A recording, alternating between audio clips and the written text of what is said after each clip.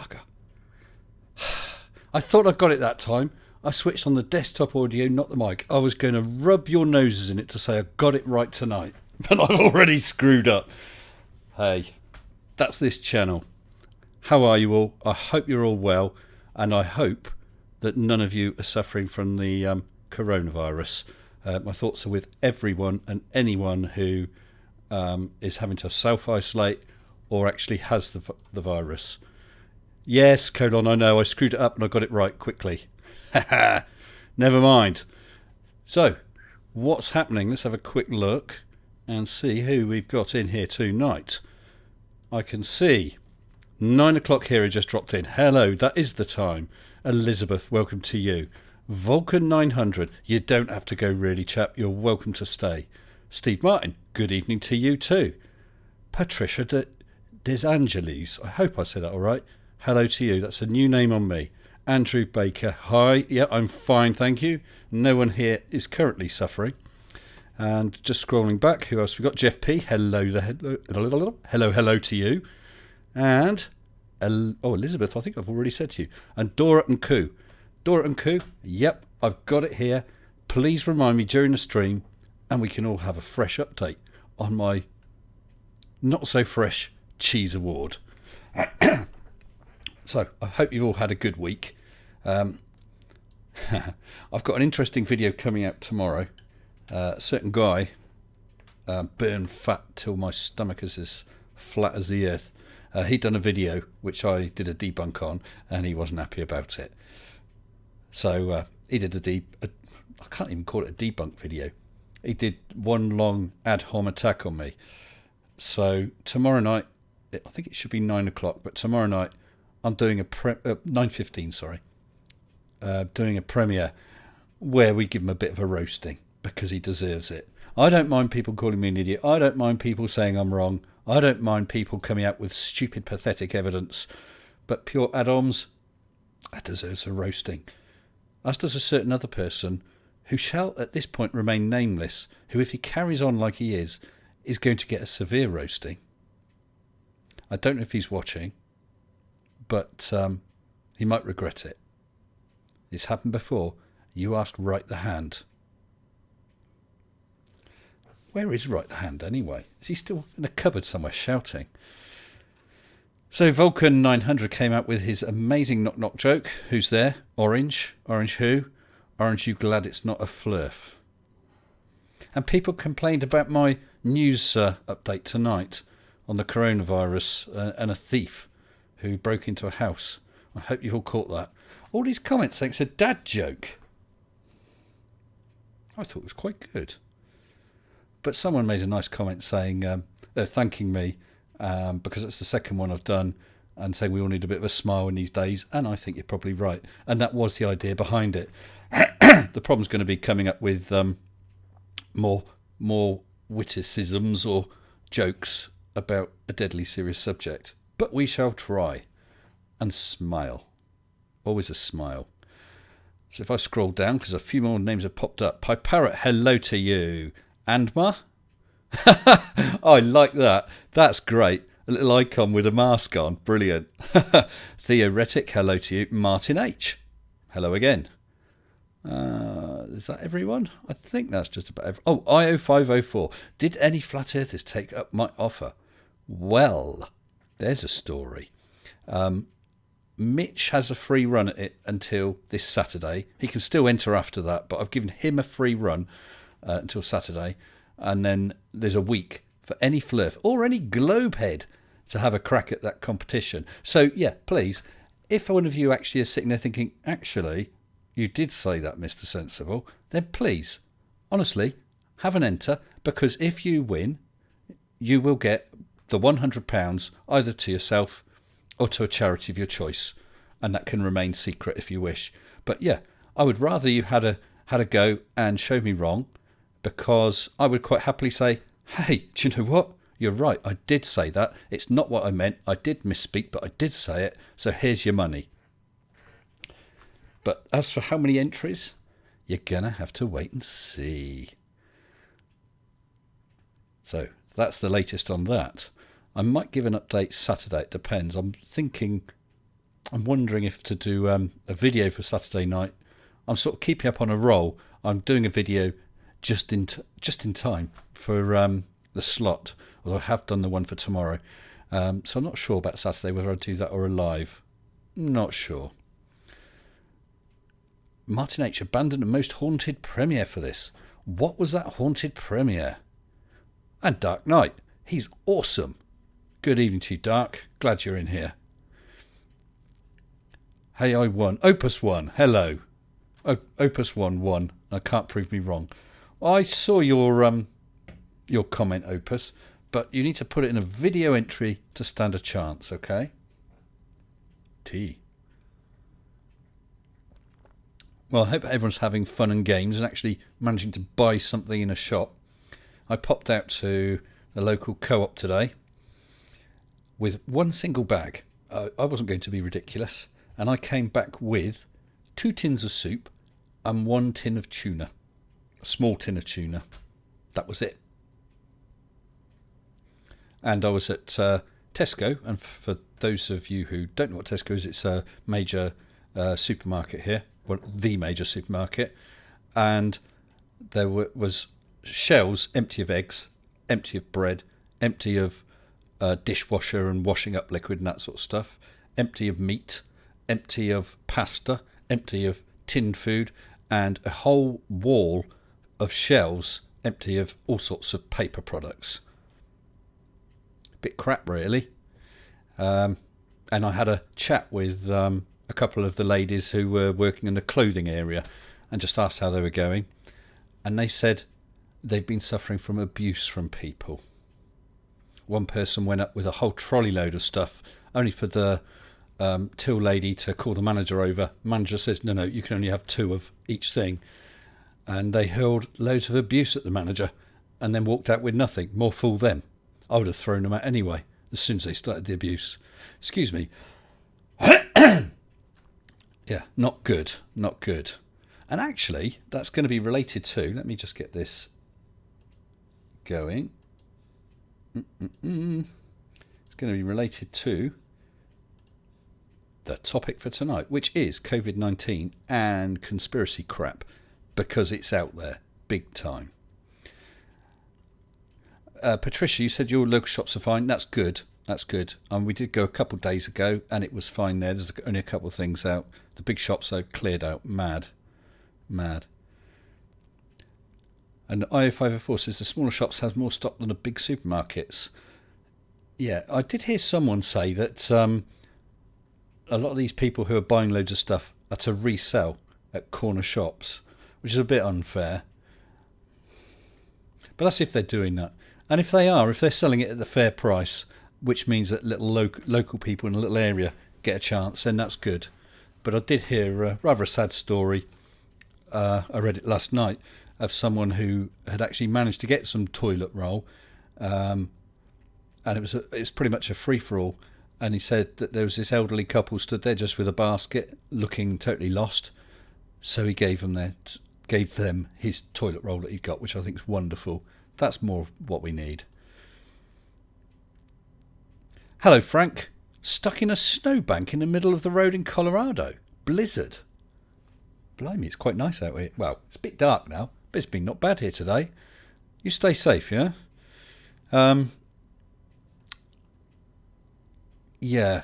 Ivan James Hunt says it seems like the shops aren't restocking. Well, chatting to the ladies in Tesco, our Tesco should be open 24 hours a day. They're now closing it at 10 o'clock, opening at 7 in the morning, which first of all gives them a chance to restock.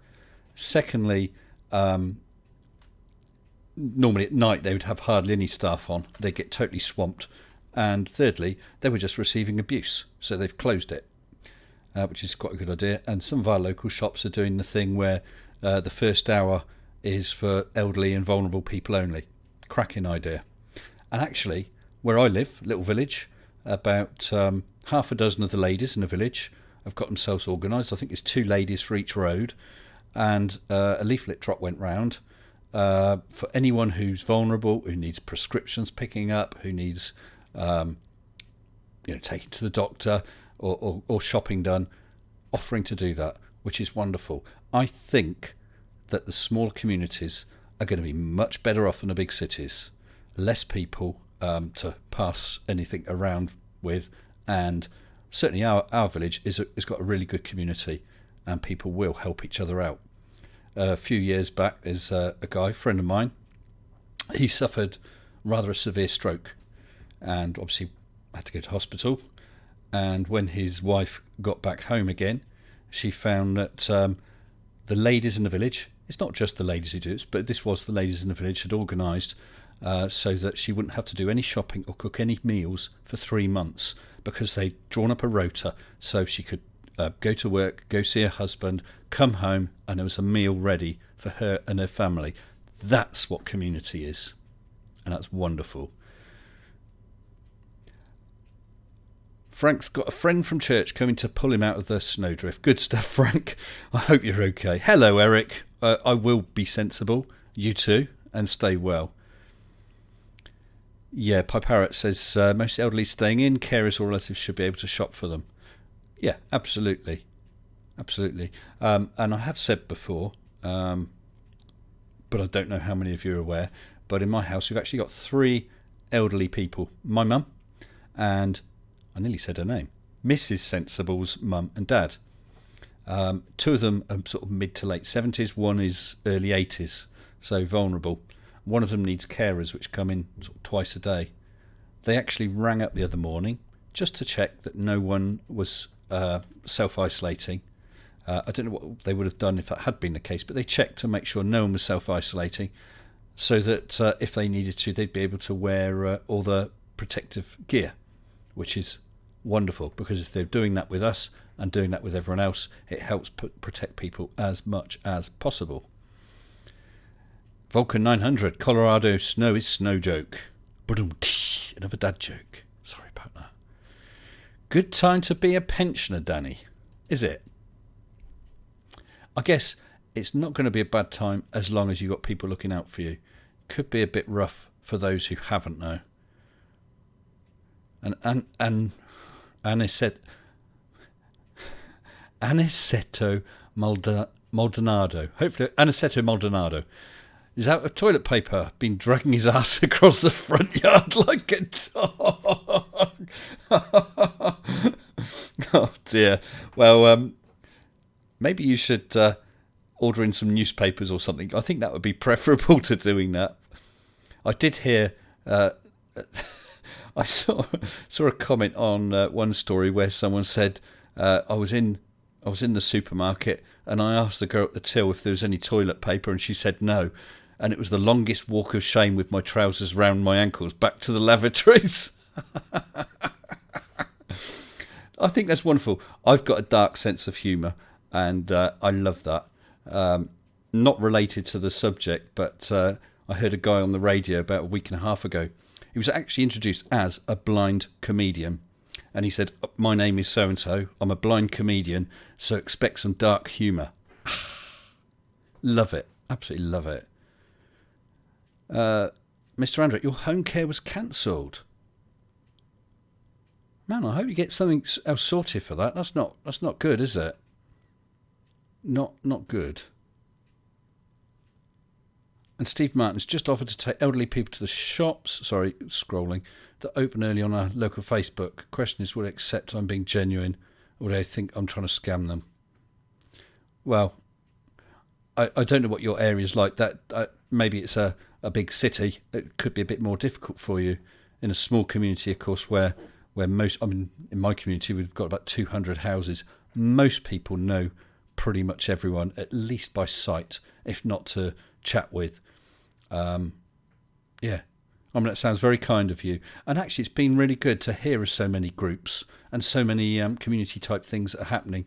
You must have seen some of those singing things where people have had sort of web, what do you call it? Can't think what you call it. Web, online conferencing or whatever, with everyone joining in singing. I think that's great, because some people are going to be really lonely. Other people were quite happy. For me, it gives me plenty of time down here, because as I said, we've got 3 elderly people, but in my household of 8, we have 5 people, who are classed as high risk. So we are having to be extremely careful, as you can imagine. We're not, well, self-isolating. It's not. We're social distancing, so we're not going out unless we absolutely have to. The elderly ones are basically not going out at all, and we're just being very careful. I think that's all we can do. It's all we can do.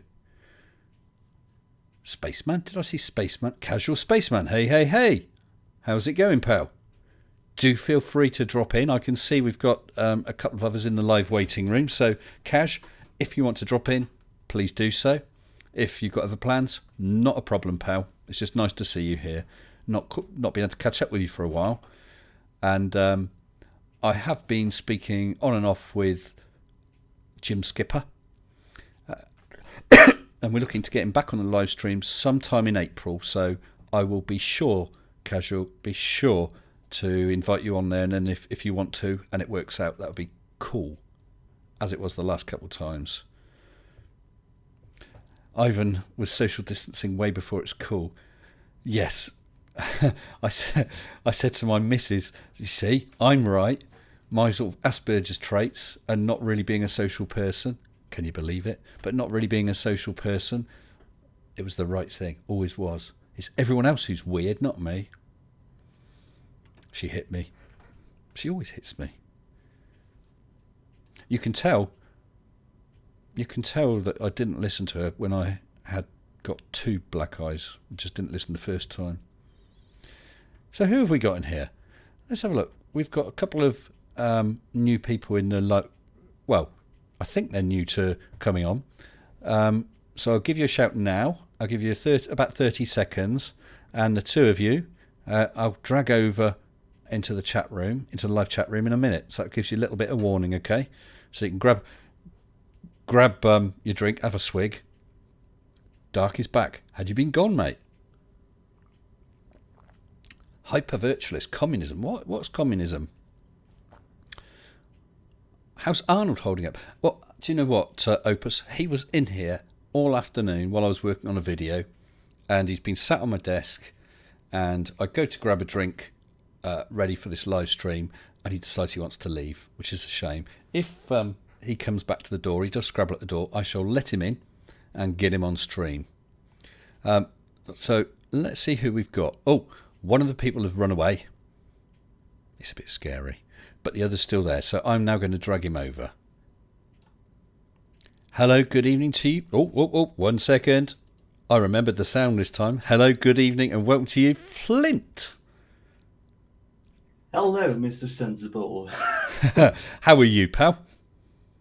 Oh, I'm doing fine. Just, mostly staying at home because I no longer work until the end of the month, and yeah. So you're doing what to the end of the month?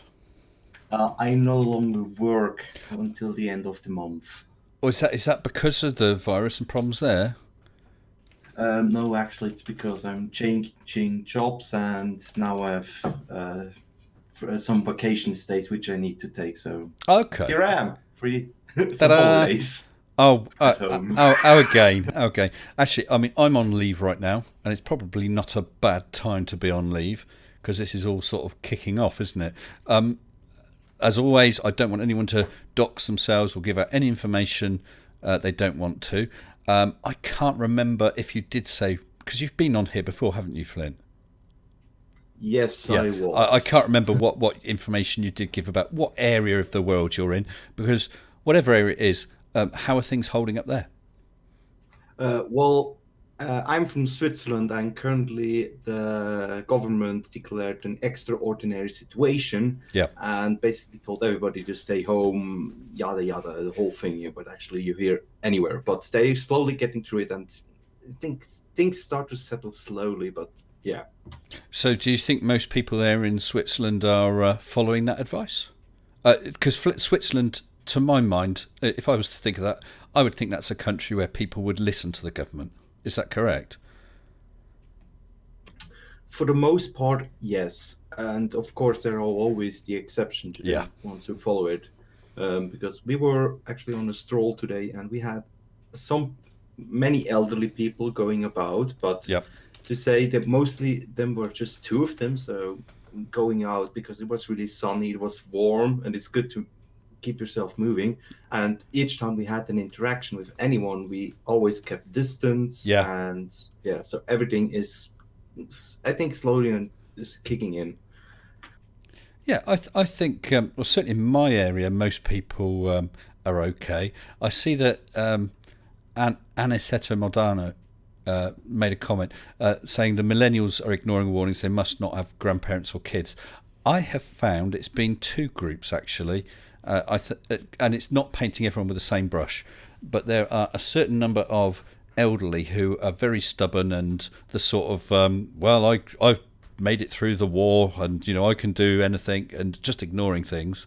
But also, yeah, there's a younger group as well who just do not get it and don't seem to care or realise how serious it is. And in fact, if they get it, the chances are it's going to be quite mild. Not guaranteed, but the chances are they're going to be absolutely fine, but not thinking about how they're spreading it to others.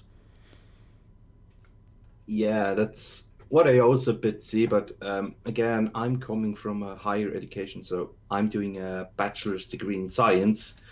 And everybody there was just like, oh, well, it happens. Okay, we see each other maybe at the final exams, and so have a good one, etc. We're still in touch. Everything.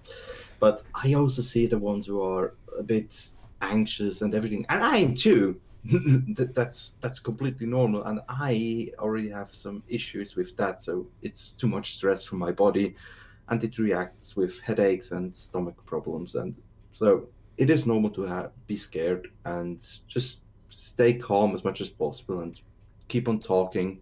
Nothing bad will happen if you just keep on following the advice of the experts.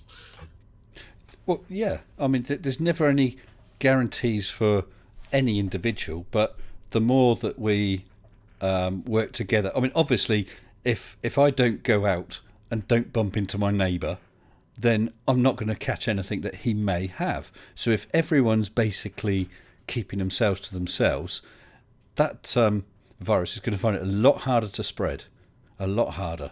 But I've already had run-ins on comments on a video. I forgot the guy's name now, and they basically think it's what is this? Richie from Boston, who seems to think that it's all some government plot to take control. And he was even talking about speaking to your militia buddies. I mean, and that all these gun owners and custom gun manufacturers have let them down, basically hinting that people should raise arms. That's what's going to get you martial law. Oh yes, that is. I mean, already Switzerland is mobilizing part of their army to help the healthcare system with logistics, healthcare, etc. So are other countries, but if it starts getting worse, but I haven't heard any report of anything going on in Switzerland which is not out of the normal in this situation. Yeah, which can be considered dangerous. So I think I feel safe currently. I think the whole situation is unfolding. Well, I'm glad.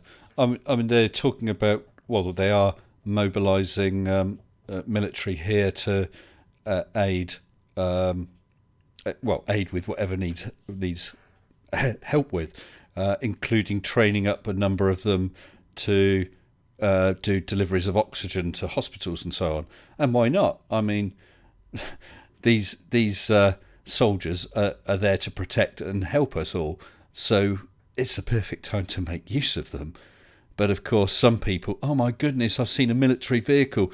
We're all going to be locked down. Don't panic! Don't panic! I actually saw. I've forgotten. Was it you, Colon? Or not? Yes, Colon sent me a message. And my microphone drops a little now and again. I don't know what the problem is. When I record videos, there is no issues at all. It's only when I'm on live. Could be when it's processing everything. I don't know. Colin sent me something a little earlier on. Just let me read this. My friend said about the army thing. I just spoke to a customer at work and he has a friend in Parliament. That's his source. They've got the army out already and preparing for a lockdown Friday for 15 days. They won't announce it until Thursday night because they don't want people to panic. He said they're going to be seriously strict about everything. Supermarkets are only going to be open for certain hours of the day, and there'll be police outside it. There's going to be police everywhere. You're going to have to prove where you're going and how urgent it is. You've got till Friday to get your shit together. Be warned. That's pathetic. The only reason... Oh my God. Yeah. Isn't it just? I mean, sometimes I even wonder, I mean, here in Switzerland, you maybe know, we have a lot of bunkers. And I mean, some of which you don't even know exist. Sorry, bunkers? Bunkers, which ones are in mountains, underground, under bridges, everywhere. I can actually know where some of them are because I was in the military. Yeah. And basically, the government has pre-written advice to any Swiss citizens to have at least 2 weeks worth of food in their storage. Yep. That doesn't mean you need just canned food and everything, but actually just try to have a supply of 2 weeks and then use it up steadily. And once you hit at the end, then after 2 weeks, you should be hit by supplies from the state or military, whatever. Yeah. It is just plainly ridiculous to see that. And it's like each time they announce the emergency announcement, it's like, yeah, well, we have enough stock of food, everything. You don't need to bulk buy. So, yeah, it's just idiotic, to say the least. I agree, absolutely.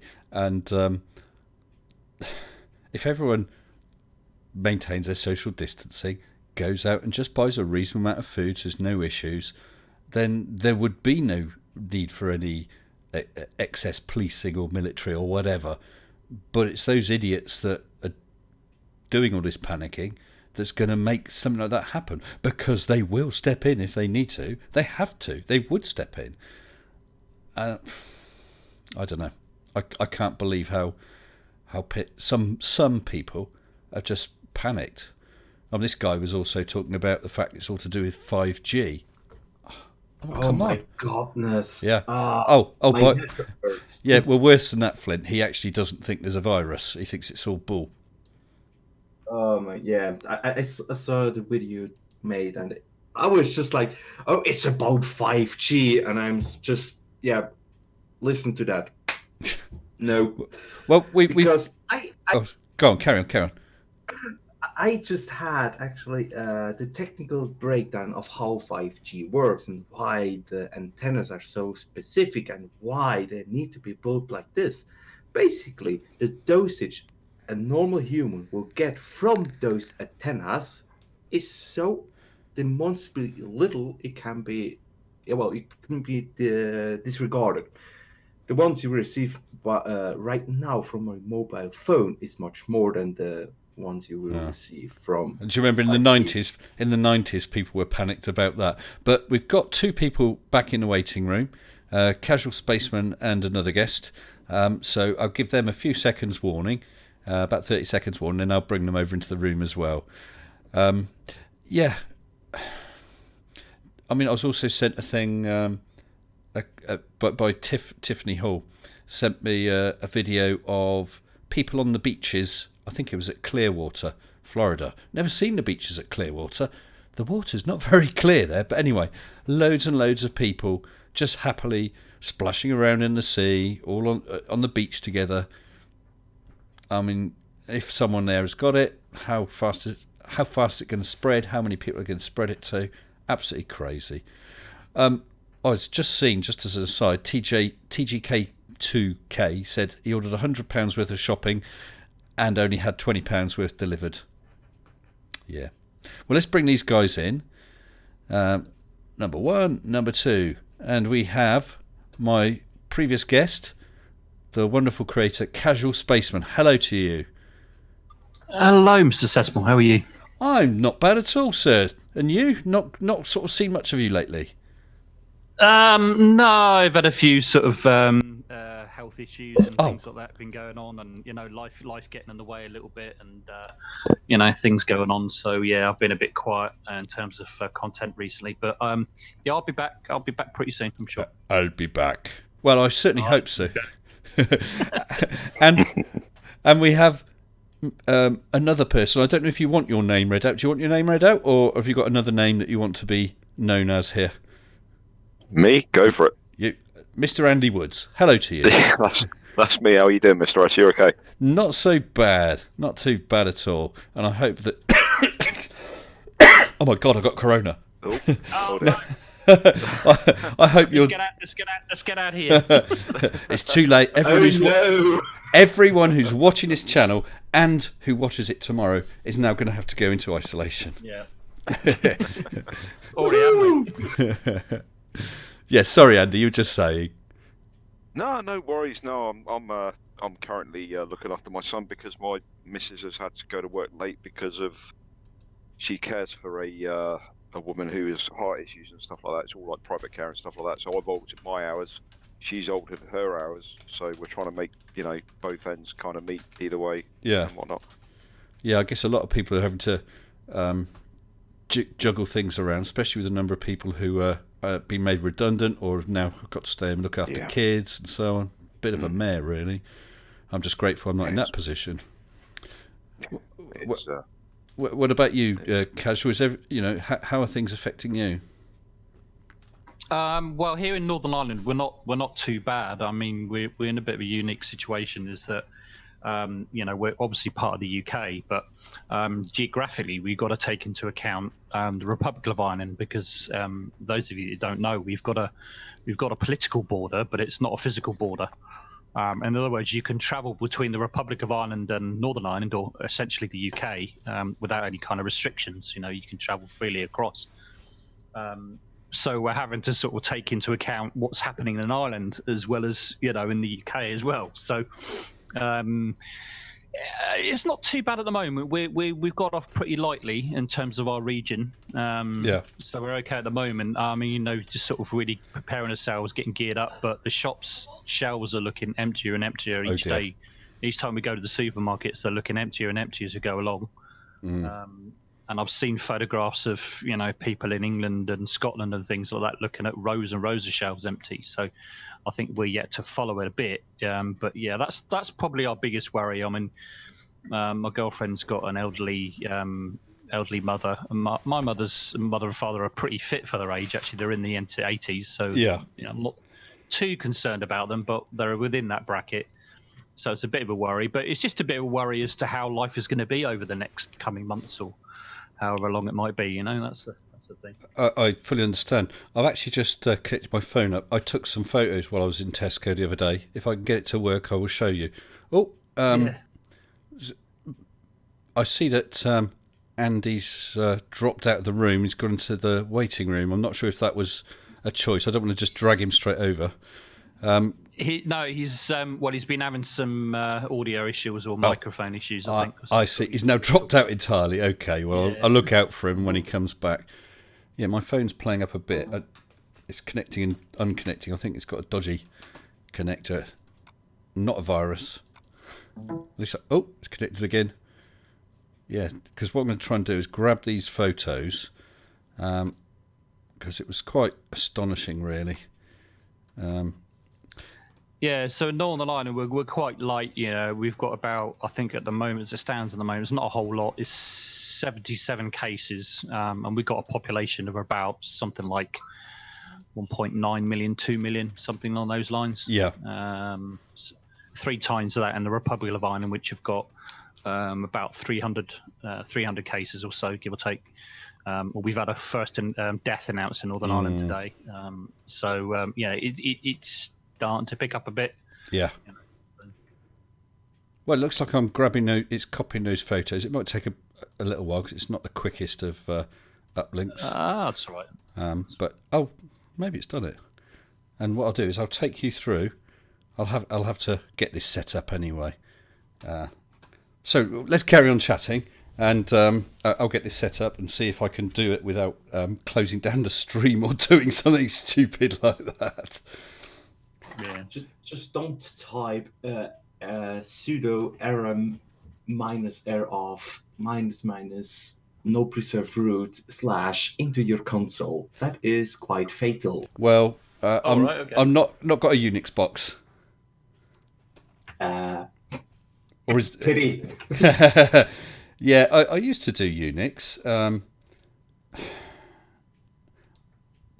Yeah, I used to do Unix, but I've got Windows 7 Ultimate, which I absolutely love. I really do. It's a shame, really, they stopped the support on it. So at some point, I guess I might have to do something. We shall see. They've stopped supporting Windows 7 Ultimate already. Jeez. All of Windows 7, yeah. Okay, right. I've got. Already. Let me show you. You guys who are in chat, you're going to see it delayed. Let me show you these photos. This first one is in a Tesco's I popped in. That's the. Where you putting it? It should come up on the live stream, so it's a bit of a delay, so you'll see it in a delay. But there's the bread, all the bread shells. It's just come through as far as I can see. Here's all the chicken and meat. Oh wow! Yeah, that is. Yeah, chicken and meat. Yeah, definitely. So then there's chicken. Yeah, and... we're not too bad for bread at the moment. Although it's looking about on our local Asda and Tesco's, it's looking about maybe 3/4 half empty most of the time. Well, they had fresh bread, and here's just you're going to see the meat one now. But I'm just now loading up the sort of spaghetti and pasta one. All the spaghetti and pasta's gone. There's just a few jars of sauce. But of course, if you haven't got spaghetti or pasta, there's not really much point in buying the sauce. And then, no. I think you can make pasta yourself. Well, could do. If you got the ingredients. There's no flour. But then what I'm showing now is the canned goods, beans and vegetables and stuff. As you can see, there's only a few little bits. And this amazed me. Even things like the washing liquids and dishwasher tabs and stuff like that, all but gone. Wow. And finally, the last one coming up is an entire wall that should be full of toilet tissue, tissues, kitchen rolls, stuff like that. Not a single sheet of paper. Not one. Wow. Yeah, so I went in there with a big-sized trolley. This was about a week ago. A big-sized trolley to do a good week's shop. And I came out with one small bag of shopping. Absolutely pathetic it was. Oh, I mean... Yeah. I'm lucky that I'm actually only in a village, not a city. I mean, but I saw already the effects of that of this panic everybody builds up to. Yeah. And I mean, it's not like just one guy is panicking, but it's like a group is panicking, and then it happens. The only thing I saw was missing eggs and milk. That's the only thing I saw. we had no eggs either, no milk. Yeah. Switzerland seemed to be doing quite well compared to the UK. I mean, you've got a bit more cases than we have, but you've definitely got a lot less deaths, and recovery rate doesn't seem to be quite as high as us. But yeah, you seem to be coping. Your system seems to be coping pretty well. Yes, so far what I have heard, yes, and I'm confident that we will pull through, and I think everything will be all right in like 2 months or so. So yeah, hope so. I'm positive and just trying to stay calm and not try to stress me out. Stress myself out too much. I think the biggest worry for most people is obviously those with either elderly relatives or neighbours and things like that. They're the ones that are the most vulnerable, not just in terms of the virus, but obviously with having everything they actually need. And I think that's one of the messages that I'm trying to put out is that I think this is the time really to put individual aside a little bit now and start looking after each other. Looking after each other a little bit. I think the sense of community needs to return quite a lot more, so we can sort of help each other. And try and stop this sort of panic buying and buying dozens and dozens of packets of toilet roll and cans and things like that, and try and sort of ease things out for everybody else a little bit. I understand why people would want to go out and rush and buy things.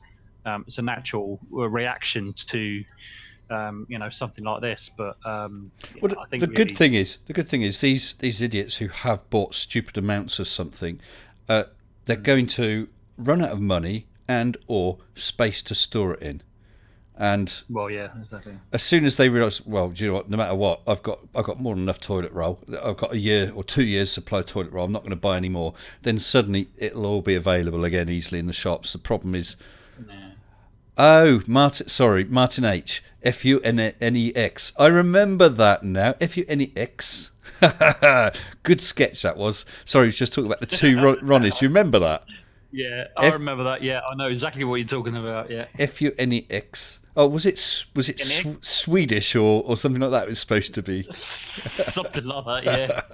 Brilliant. Is that from Monty Python? No, it was two comedians, the two Ronnies, Ronnie Corbett and Ronnie Barker. Yeah. They're both unfortunately dead now, but they were very funny guys. They did brilliant sketches. Miss them big time. But unfortunately, although I'm sure I could find that sketch on YouTube, after last week's stream, when we had, what was it we had? We had I'm a Lumberjack, I think, was one of the songs, and another pipe. I'm a Lumberjack. That's the one. Okay. Yeah, well, I got hit with 3 copyright warnings. I hope I did not do that now to you. No, 3 copyright. None of it affected my channel. One of them basically said they'll get all the advertising revenue, and the 2 others said can't be shown worldwide. So all I did was I edited those songs back out. It was fun. It was because it was Finland.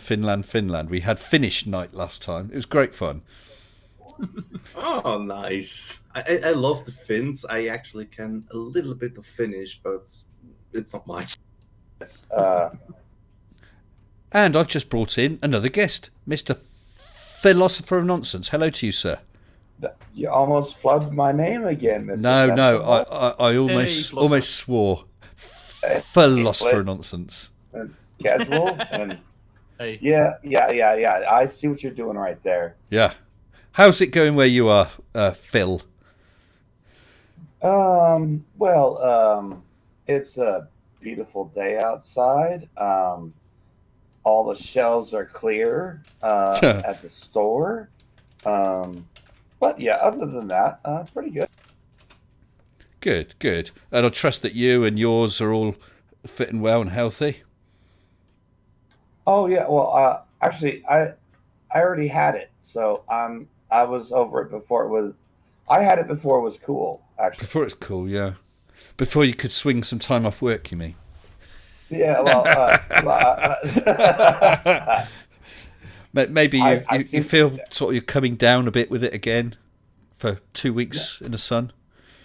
No, not at all. No, see, I had it in late December, so like I said, I literally had it before it was cool, and the doctors didn't know what it was at first, and they just told me, well, why don't you just stay at home for a while and kind of not talk to anybody about this until we figure out more. Oh no, look at me.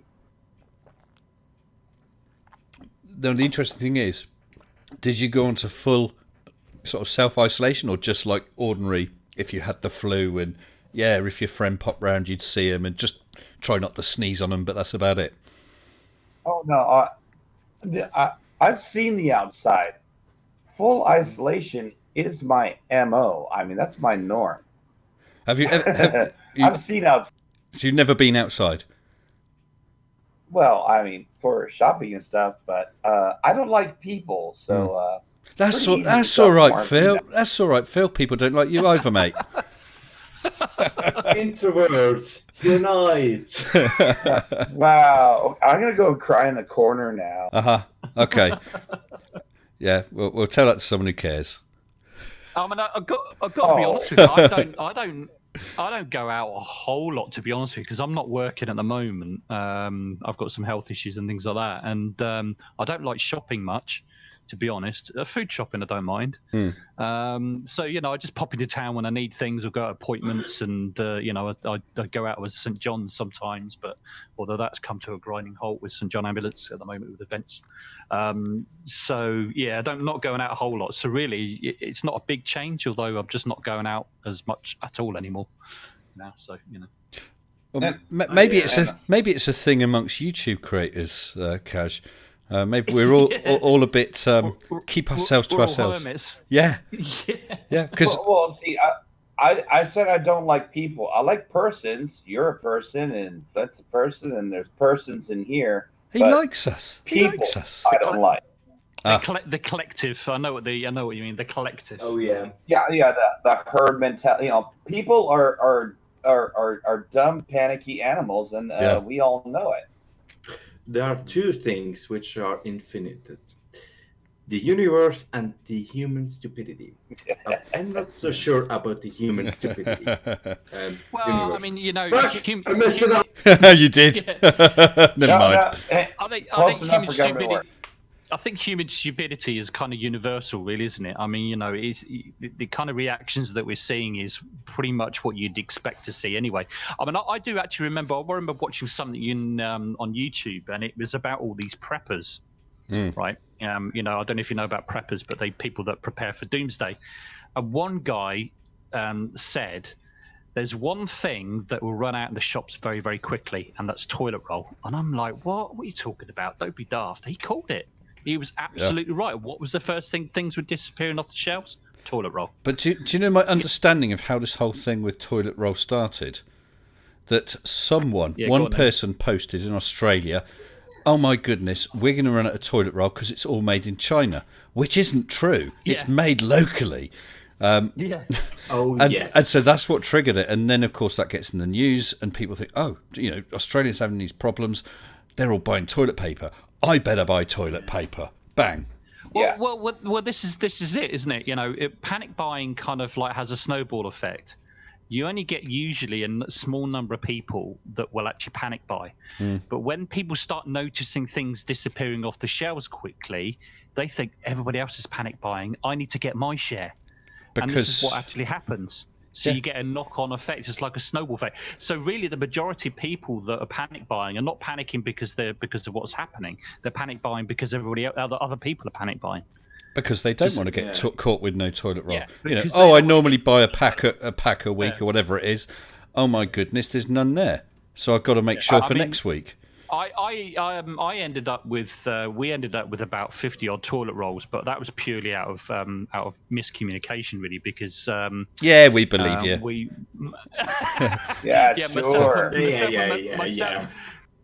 Myself and my missus went out and bought about something. I think it was about 12 or 18 rolls of about 3 or 4 packs. But then my stepson, he came home with a pack of 24 or something like that, and then that was it. We ended up with whatever we had left with about 50 rolls. So that was purely. But everything else, we haven't panic bought anything except for maybe bought a bit more bleach than we normally would do. So is your house very, very secure? with all that high value bog roll. High security. I got caught in that exact same situation because, I legitimately was I'm down to 2 rolls. I should restock, and just my normal habit is I'll buy 2 or 3 packages because I don't want to go out to the store every week. No. So I'm just it's not like it's gonna go bad. I mean, that's stale toilet paper. But in days like this, you have to grin and bear it. Use it even if it's stale. When it goes to Kurkan, though, that's too much. If you have to carry it, and if you haven't got your own transport, then it's bulky. It's a pain in the butt, isn't it? So I see what you did there. I didn't realise what I did there. Dr. Freud has entered the chat. So yeah. I guess I'll put a like on the stream. me and Mrs. are planning out going food shopping tomorrow, so we're gonna maybe stock up on sort of long shelf life stuff if we can. We got the options of Tesco, Asda, and Lidl not too far away, so we're gonna try it. We're gonna make a list and just basically see what we can get. But we haven't got any great expectations. I shouldn't even from my experience, casual. I shouldn't even bother making a list. Just think we want some tin stuff, some meat stuff, some veg stuff, and then see if there's any there. Pretty much it. Yeah, that's pretty much it. I mean, there's a few things that are essentials that we are going to need. You know, milk, because of course, and tea. Yeah, of course you're going to need to make tea. Very important. Definitely. That's essential. That's essential. You got to have that. You know. That's... Dora, knife, gun, and tea. Survival items. Well, that's the milk, and we're going to see what pasta we can get. I've actually already got quite a lot of rice from pasta. My time when I was pasta. Pasta.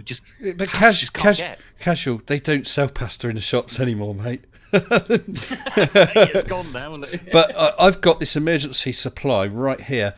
Dora and Koo asked me to show this and give an update. Extreme close up. That is the Cheese Award. I have that to fall back on if I really need to. And the way the shops are going... God. I haven't caught up yet. Mr. S, please don't. We don't want you food poisoned. Please. Yeah, I survived... Oh, God, no. I survived the corona, but I died from a Cheese Award. Oh, God. No, that's penicillin. Well, the black bit is, yeah. No, you're growing penicillin right there. You see the triangle in the middle? It's getting harder to see. The paper underneath's changing colour. Oh God! If you were sensible, if you clearly you're not sensible, Mr. Sensible. Yeah. But you could have freeze dried. You could have freeze dried that cheese slice, and it would have been fine. I could have done. You could have just gotten some rubber and made some fake American. Oh well, not so fake American cheese. I mean, it's just rubber anyway. That's true. So I was to say all American cheese is fake, isn't it? Well, I'll just say, whatever you do not open that prize. Maybe I should threaten Oakley with it. Has anyone got his address? I'll post it to him. Oh, don't tempt me. Not the frame or the certificate. Just post the cheese. Yes, exactly. I heard you might have problems getting food in the shops, Nathan. Here's something to keep you going. Oh, and he'd eat it too. Yeah, probably. Yeah, actually, we have this one manufacturer of cheese which is quite famous for making a cheese which you basically need to let rot in your fridge, and it actually turns black at one point. Yes, I've heard that. What was it called? The Limburger? It's a blue brain. Brie. Yeah.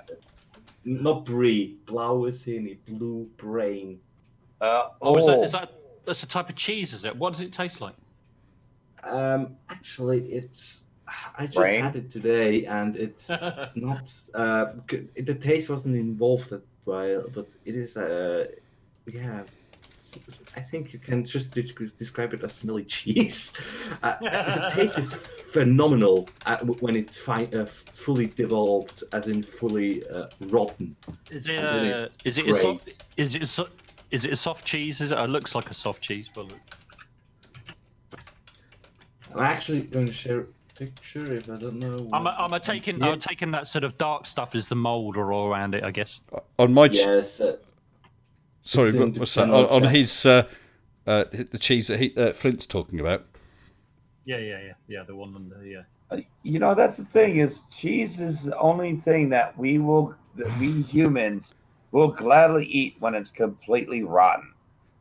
Like when other animals will turn it away, when fungus has started to develop, it's like, oh yeah, I got some mold, I got some mushrooms growing out of it. Looks delicious. the thing about cheese, though, it is kind of it's kind of moldy milk, if you like, but it's grown in a controlled way. That's the thing. You're not actually eating mold as such. You're just using the enzymes and the bacteria that produces cheese to make it into a way into a kind of a product that you actually want. Well, I'm just showing your wonderful cheese on the stream. It'll take a few seconds to get through. It looks like ice cream, actually. Furry ice cream. Actually, that is not even mature. It's actually one stage before it's actually grown mature. It's just like it's getting worse. I'd have to say, Flint, it doesn't really look all that tempting. Not really. I mean, I'm sorry. Like, I know cheese is just basically rotten milk, but there comes a point when, like, there's like fungus and all, like when it looks like it's ready to vote. That's usually about when I draw the line. Well, listen. I'll try anything once, but in the UK, there's a type of cheese called Stinking Bishop. Yes. Have you probably heard of that, Mr. S? I have. And they don't call it stinking for no reason. Yeah, why Nice. Bishop? Why? I think Stinking Bishop. Not even thinking about cheese. I think Stinking Bishop, and I get a whole different mental picture. Yeah. I can't remember where it's made. I remember. I was not far from my sister's, which is in Ilfracombe. And we went. It was at a particular cheese shop in a village somewhere. I must ask her where it is. And I remember going in there, and they had all kinds of cheese, mostly British. But yeah, they had Stinky Bishop, and I tried a piece, and it wasn't too bad. Actually, it tasted better than it smelled. To be fair. The Stinking Bishop. Yeah, but quite a few cheeses, smell a bit funny, and they could be lovely. With some of them, not Stilton, but some of the other blue cheeses, I just sort of ignore my nose just to take the bite, and then it's all right. And to be honest, looking at your cheese there, what's it called? Whatever your strange mouldy cheese is, I would probably try it as well, because obviously it's not going to kill you. Yeah, I'll try. It's not going to kill you. I might like it, might dislike it, but Kiri Mac was mentioning that cheese. What was it? Kasumazu. Is that the one, the rotten one with the maggots in, which I believe is illegal? Oh, yes. Isn't it illegal? Yes. Yeah. Something like that. Yeah, I've heard somebody was telling me about that not so long ago. Actually, funny enough, I'd never heard about it until they told me. But now you reminded me. Yeah. See, I mean, have people just lost their mind with cheese? I mean, really, like, how far are you going to let it go? I mean, you're going to bury it in the ground for 1,000 years and then dig it back up and like, that tastes good. I mean, it's like people like with wine. It's like, this is box wine out of California, and you think it's gourmet. What's going on, man? I mean, you heard of the fermented shark from Iceland? No. Oh, yes. What's that called in Iceland? Yes, I've heard about that. Isn't it the thing with the herrings? The herrings that have virtually rotted away. Is that the same thing? What is it called? Isn't it lutefisk? That's like they put like ammonia on it or lye. They put lye on it and they bury it in the ground and they leave it there for like some extensive period of time, and then they like cook it up and it's like supposed to be like almost a delicacy. I can't remember what that is. Maybe someone else. Yeah, well, it's pretty insane to me, and I've seen some pretty weird things. I mean, I come from Hawaii where they, at least like they put a pig in the ground and they cook it in the ground. That seems a little weird. They put a pig in the ground. Yeah, it's Kulua pig. They dig a pit, and then they build a big fire in it, and they just keep that fire burning with lots of heavy stones in there, right? So they basically heat up the stones with the fire. Then they put a pig in there on on a stick, hogtied, like you see, like the, whatever. But they put it in there, and then they put tea leaves over it, and because stones have such a high heat capacity, they cook it over the course of at least a day, and then it comes out, and it's delicious, insanely delicious. But you often, or I often wonder, with some of these strange, or let's say more unusual foods and so on, who the hell first thinks of it? Some of these are by error. It's a bit like the story that goes behind beer.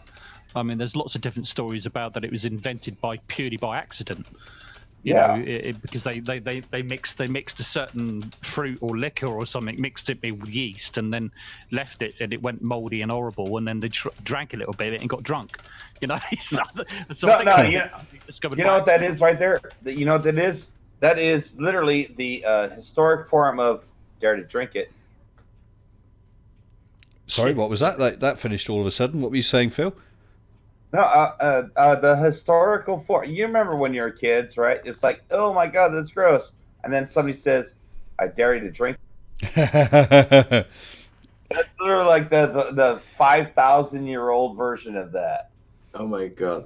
I mean, I just read up on hakal, as in the fermented chark, and yeah, it has a high amount of ammonia in it, and actually the Nordics love ammonia. I can tell you, that was in Finland. They love ammonia.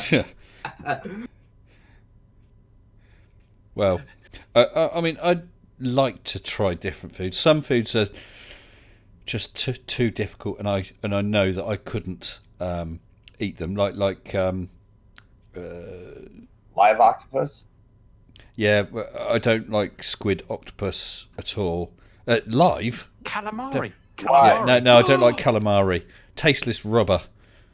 But I've tried it. But things like was it in Saudi or wherever where they have sheep's eyeballs?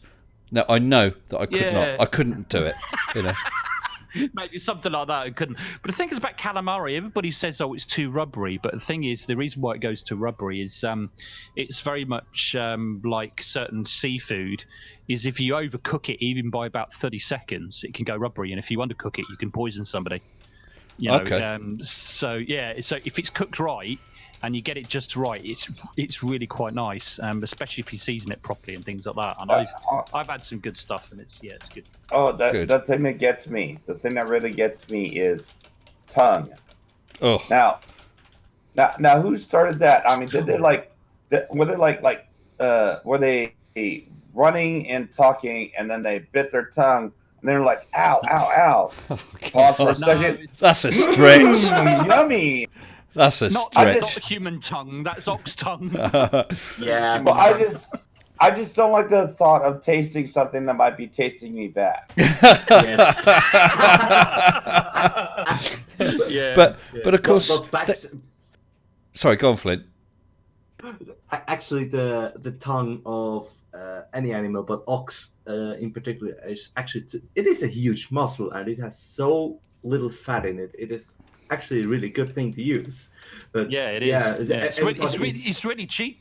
It's really cheap as well. It's you know why? Cheap piece of meat. You know why? No, because no bugger will eat it. Exactly. Well, that's the thing. You see, if you're particularly poor, I mean, you get some of the top chefs will tell you the same thing. The cuts of meat that nobody actually wants, whatever it be beef or chicken or the rest of it, that are the ones that are the tastiest things. And the top chefs, particularly in the UK, including Gordon Ramsay, are starting to use the cheaper cuts in their meal, and it makes sense for them business-wise because they get a bigger markup on it. So they use the cheap cuts and make it into something really, really nice. So I mean, things like chicken thighs. Nobody really buys chicken thighs, but we as a family buy it quite a lot because it's actually quite tasty. Put it in the oven, put a bit of some spicy rub on them or something like that, and they're delicious, really nice. And I've had ox tongue a number of times, and it's quite good actually. Yeah, it's nice. I've never had ox tongue. I'm sorry, I'm not sold yet. Sorry, no, not sold. Well, don't worry. you can only sell it to yourself, and that's by trying it. Really, it's like a lot of things. Some things can really sound absolutely disgusting, but I will always at least try it once. And I've had sheep's brains. That wasn't particularly nice. I have had offal that was really bad. I've had some pretty disgusting things, but I'll at least try one. I might draw the line at eating insects or testicles. Do you know? I think I'd be more likely to be able to eat one of those insects than an eyeball or brain. I couldn't face that. No, an eyeball I couldn't either. No, I'd try. I don't want to eat food that's looking at me. No.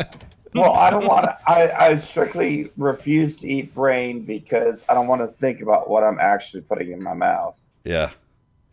Or have it thinking about me. Yeah. But I mean, come on, you'll eat brain, you'll eat tongue, but you won't eat insects. No, I will. I will try. I wouldn't eat brain. I've tried sheep's brain. And I didn't like it. It wasn't very nice. I said I would try it. I would try maybe. I wouldn't eat human brain. But I would. It's try too expensive other anyway. animals. Tesco's are all out of it. What have I just come into? Hello, we got Andy back again. I wouldn't like to. Are you feeling hungry, Andy?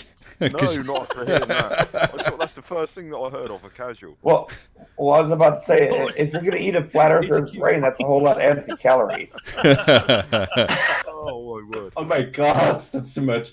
Actually, the ones at Tesco, you won't find much brains there because they're all,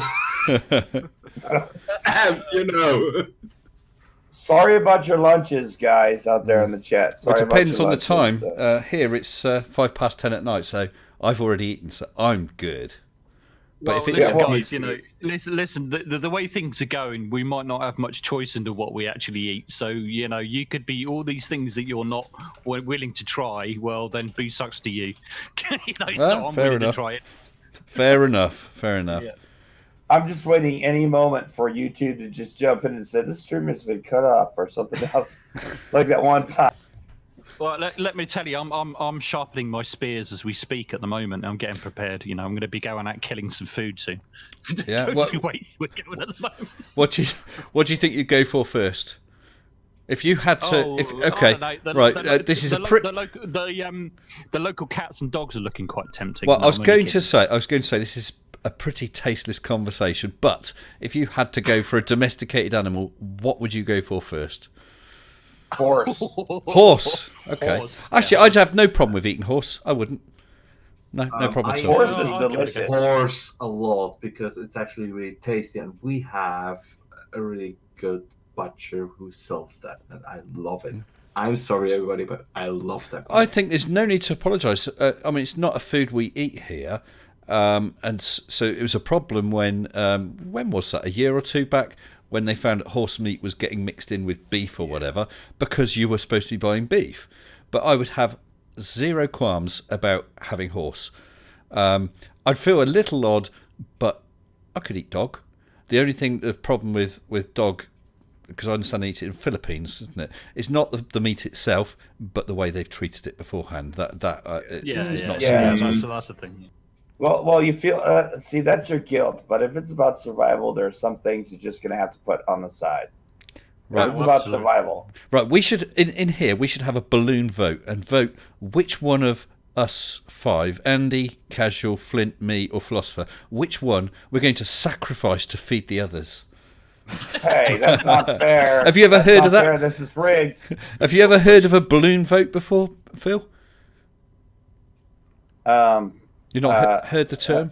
No, it sounded like it makes sense, but no, I haven't. Well, it's you're in a hot air balloon and you've got to stay afloat, and you're starting to go down, so you've got to ditch one.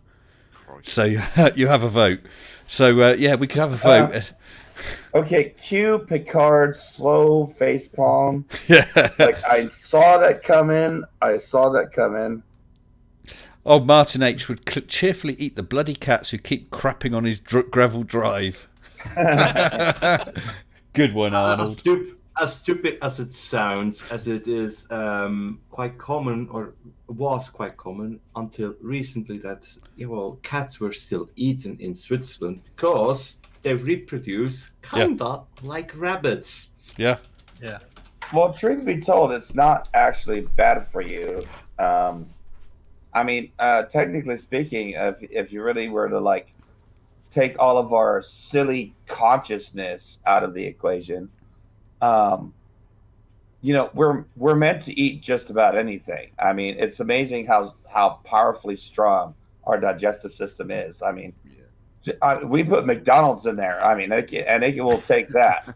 So Hugh Jars actually asked, "Who is the plumpest out of all of us?" Good point. If we're going to sacrifice one, we want a good amount of food to go round. I will probably win that quite possibly. When casual, when you say win, I think you mean lose, mate. Okay, yeah, lose. Yeah, well, it depends on your point of view, really, doesn't it? Yeah. But then Patricia Des Angelis sort of stood up for me, but said I'm too scrawny to eat. I'm not quite sure how to take that. But having said that, this is true. Mrs. S is always telling me I'm fat. No, you'll just cook up real nice. That's all. Oh dear, absolutely mad. Someone was saying, who was it? Heat Shield said domesticated can mean a lot of things. You start with rabbit. Yeah, I've had rabbit before. Rabbit's nice. Yeah, rabbit's nice. Yeah, I like rabbit. Yeah, I like rabbit. Wasn't a lot of meat on it, the rabbit I had, but no, there's not a lot. No. And someone said, which flurf would we eat first? Perhaps that's a better way to go. Choose a flat earther. I don't know. It's I have actually skinned a rabbit, and I've actually butchered a rabbit, and I've eaten a rabbit, or several rabbits. So okay. Yeah, if it was in a place where there's plenty of rabbits, I probably might do all right, I think. Yeah, I'll be honest and say I have no problem with what you just said. I couldn't personally do it. I've had chickens. I used to keep chickens, and I've had to, at the end of their egg laying life, I have had to wring their neck. That was extremely difficult for me. Really, really difficult. But I did it. I've like when I worked in animal control, I've had to euthanize in the field, and that is heartbreaking. Mm. Yeah, especially when you don't have a needle, though. That's the thing. You don't have a needle. You don't drug them to death. You have to do it with your hand. I didn't have to. I'm glad I didn't have to kill the rabbit that I skinned. It was already killed for me. So no, I haven't actually done that, and I haven't even done that with a chicken. So you're one step ahead of me, Mr. S. So I'm not 100% sure how. Well, so Mr. S has only choked a chicken. Yes. Oh, yes. Sorry, let's not lower the tone. I kept chickens for about 10 years, and each lot I had for 2 years, and then had to dispatch them. I did have a friend, or do have a friend, who is definitely more a man of the land, shall we say, and could do it without thinking. So if he was available, I got him to do it. But there was always the occasion where chickens tend to suddenly get sick or injured, and you know it's only kind to dispatch them as soon as possible. So I'd step in and do that each time. And then one time I was asked by a friend in the village if I could deal with her chickens. I did, but it didn't go so well, and I decided I was never going to do it again, and I haven't. The hard part is doing it. The harder part is having to do it again because you didn't do it right the first time. Yes, I mean. But I'm not going to go into details. I'm not going to go into details. I mean, I saw that too, and actually, the first time I actually was thinking about how our food is made was when I first had to kill and butcher a fish. And I mean, somebody would say, it's not the same. Like, it was a living animal. I pulled that one out of the water, and now I'm butchering it. And at the end, I was like, oh, well, that was a nice experience. I know now where this food came from, and I know what work was put into it. I know that this animal did not have to suffer at all. It took me a completely other relation. It also gave me a bit more mind, like, I should eat more vegetarian or vegan. I actually have a cookbook right here because I want to look at some recipes, what I could cook in the following weeks. Kiri Mack is in there. Hello, Kiri. Said, I know it's hypothetical as a meat eater, but I would have trouble hunting, killing my own food. Yeah, so would I. But as a meat eater, I cannot knock anyone who goes hunting for meat, which, of course, we don't really do in this country other than, what are they? I forgot. Grocery stores. No, the birds. I forgot what they are now. But Quail? No. Is it pheasants and partridges or whatever? Pheasants, yeah. Pheasant and partridges. Yeah, not very pleasant. But if they're being eaten, and I mean, hey, if it came to it, if you want to eat the meat, you can't criticise those who actually hunt or dispatch the animals or butcher them. It's not a pleasant job. Yeah. Someone's got to do it if you're going to eat it. Yeah, I don't have any issue with animals being killed, but there's two things I do have an issue with, and I think probably most people agree, is how the animal's treated beforehand and how the animal's treated when it's killed. Yeah. Is that as long as you're not wasting anything, you're not just killing it just for the sake of it in sport, like fox hunting, which is one thing that I do completely disagree with, because it's just killed for sport. Yep. Then but if it's treated properly and you eat it and don't waste any of it, no problem at all. And that's one of the reasons why actually I don't have an issue with Eskimos killing seals, because they have for thousands of years. They use every last bit of it. And what's more, what other resources other than fish do they have? No, not a whole lot really. Look, sod it. Let's not kill seals. Let's go out to the local Tesco. Oh, there isn't one. Oh yeah. Oops. Yeah. 404 Tesco not found. I'm kind of a realistic sort of animal lover in that respect, you know. And I think always respect for the animal, and with a minimum of what's the word? Minimum of pain or suffering for them. Yeah, absolutely. Yeah. I think we all agree there. It's one thing. It's one thing. Like if I ever had to do that, maybe it's a little touch of Native American in me, but if I ever had to do that, I would thank the animal for its sacrifice. I know what you mean. Yeah. I'd feel a bit. I'd be honest, I'd feel a bit funny doing that, but I do understand exactly what you mean. I really do. Yeah, because it's like, I'm sorry, but because nature is cruel. Nature doesn't have flowery little censorship and all this stuff. No, nature is cruel. And red in tooth and claw. Oh yeah. I have animals which need meat, and this is sometimes even live feed, because maybe they don't want to take the frozen thawed rats, and some of my snakes need meat, and it's not pretty. I don't know it. Well, I used to keep a snake, Flint. What sort have you got? I got 3 royal pythons. Oh wow! AKA ball pythons. Yeah, I just had a corn snake. In this country, I believe it's illegal to feed them live animals.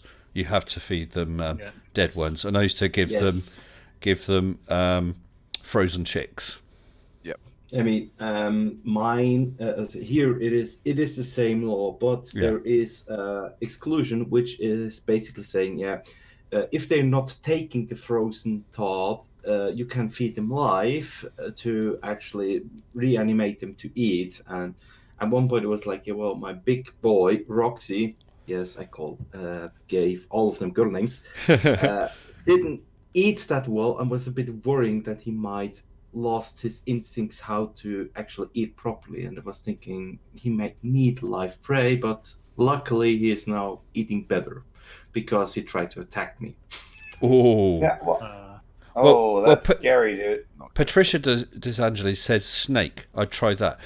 The only time, I think I mentioned it before, when I was in Arizona, I got to know this guy. He showed me all his guns and said, did I want to go out in the desert to go hunting? I told him I don't believe in hunting unless you're going to eat the animals, no sport.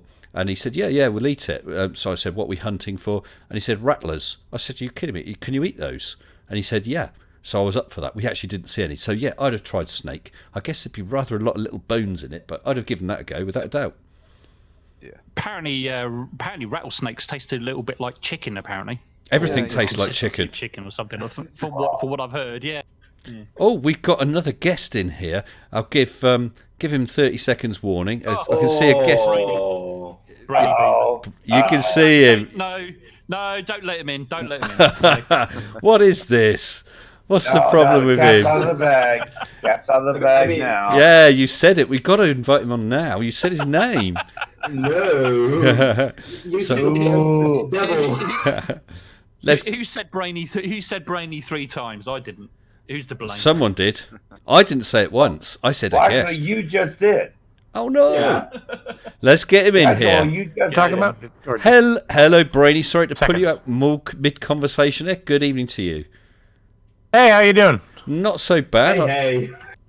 Just- Now Brainy's here. I'm going. That's it. I'm out of here. Yeah, I'm out too. Bye. Hey, let's go talk on that other channel. No. Yeah. Bye, guys. It was nice knowing you. Hello, Brainy. Hi. Hey, how's it going? Not so bad. Not so bad. First time you've been on the stream, isn't it? Yeah, it is. I gotta get a hold of you for one of my streams one of these days, but of course I've been trying to get a more regular streaming schedule because it's better. Well, yes. Please feel free to drop me a line. You can either email me, mr-sensible@hotmail.com, or you can DM me on this Still using server. Hotmail? Jeez. I'm just kidding. Hey. I have a Hotmail still. Some of us are not up to date as you, Brainy. Come on. Listen, I think that they probably fixed it, but there was a time where all of a sudden, when I made the switch, was when I was getting more spam than I was getting emails anymore, and I was like, all right, that's enough. Actually, I'd get barely any spam because I guess no other bug is using it. Well, they probably got on top of it finally when they realized it was like a ghost town with tumbleweeds rolling by and Google had taken it all because Google's spam filter used an AI, so it was immediately better. Well, I use a Gmail for my personal, but I've got one personal. I've got another personal which I use for when I'm ordering stuff or whatever. Which is a Hotmail. AOL.com. God, no. Listen, you're really safe with Hotmail. Nobody suspects it. Yeah. AOL. Yeah, AOL. really, that's how you do it. I mean, you always know someone who knows nothing about computers or the internet. They've got an AOL address. AOL, they basically buggered the internet for everyone, didn't they? When people say, "Oh yeah, I'm on AOL," everything has to go through them. Everything gets. AOL like you guys did. Oh, well, what am I thinking? You're British. What the hell am I thinking? Was AOL? I was too young to know. Oh yeah. You're too young. Yeah, no. You could get. I mean it. Yeah. No, we could get. I know you're not. I know. We could get. We could get AOL over here. Well, AOL Hotmail. You couldn't get AOL Internet, but I mean, yeah. That's when the internet came on a disc, right? What the hell was that? But it's. Let's download the internet. How old do you think I am? They basically had total control over everything, didn't they? If you were on AOL, you were on AOL. You weren't on the internet, really. Yeah, I would keep signing up for AOL because it kept running out of coasters, and they had these really neat cans too, which I could store my extra CDs in of stuff I actually wanted to keep, and then I just have an AOL coaster everywhere I go. Oh dear, Kiri Mac's first email was AOL. Oh dear, Kiri, you've gone down in my estimation. Yeah, mine was as well, and I've had the same Hotmail address since about 2001, maybe even 2000 or something like that. Whoa. Yeah, still using it now. Yeah, well, my personal Hotmail address is of that sort of age. For Mr. Sensible, I forget, was mrsensible@gmail.com wasn't there, so it was look around to find another name that was pretty much Mr. Sensible. Yeah. So that's why I went for it. That's all. Do people still have Yahoo accounts? Is that still around us? Observer? Oh, yes, they do. Actually, no. Yes, Okay, so they you know what's do. funny? Okay, I have to tell you about Yahoo accounts. There is a distinction. Okay, so it's like one of those things. Like, if you go to the Canadian Arctic, this will come back to Yahoo. Trust me. If you go to the Canadian Arctic, there's in one side of the Arctic they're Pepsi, and on one side of the Arctic they're Coke. Like the different 800 people villages and stuff. The native That's community where they stuff. filmed it. And And what happened is during the Coca-Cola wars, they they had their like little zones or whatever, and everybody Coke established this kind of like we're able to push through this area, and Pepsi were able to push through this area. Well, it's basically the same thing with the Yahoo. Over here, we've all got Gmail and Hotmail, but like if you're Asian, you more likely have Yahoo, because all the Filipinos I deal with at the hog barns all are using Yahoo. Every single one of them. And in fact, the only time you'll ever see it different is like one time I got for a contract, and again they were Filipino, and it was like, and the Chinese people, the other Asian folks from a different country in Asia, they also have Yahoos. I noticed, and it was like the one guy had a Gmail, but his wife had a Yahoo. Like, so even then, like there was still a lot more. There's always a Yahoo in that house.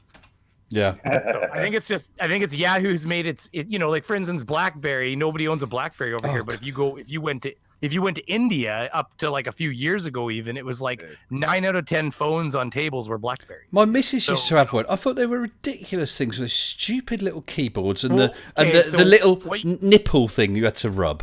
As a mouse. The only thing you got to remember about the BlackBerry, the only thing I got to tell you about the BlackBerry is the BlackBerry is actually truly the first smartphone that was available. Yeah, especially. I dated a really cute girl that was deaf in high school, and her parents had a lot of money, and he had to pay thousands of dollars for the very first like BlackBerry that was available, and nobody had it. Like we lived in northwestern Ontario, like a little town.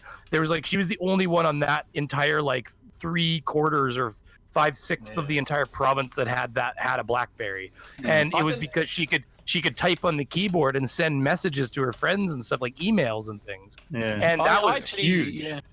I had one of the first BlackBerries, and actually, in terms of the actual keyboard, I actually quite liked it. It was fine. Well, that's what a lot of people loved about it.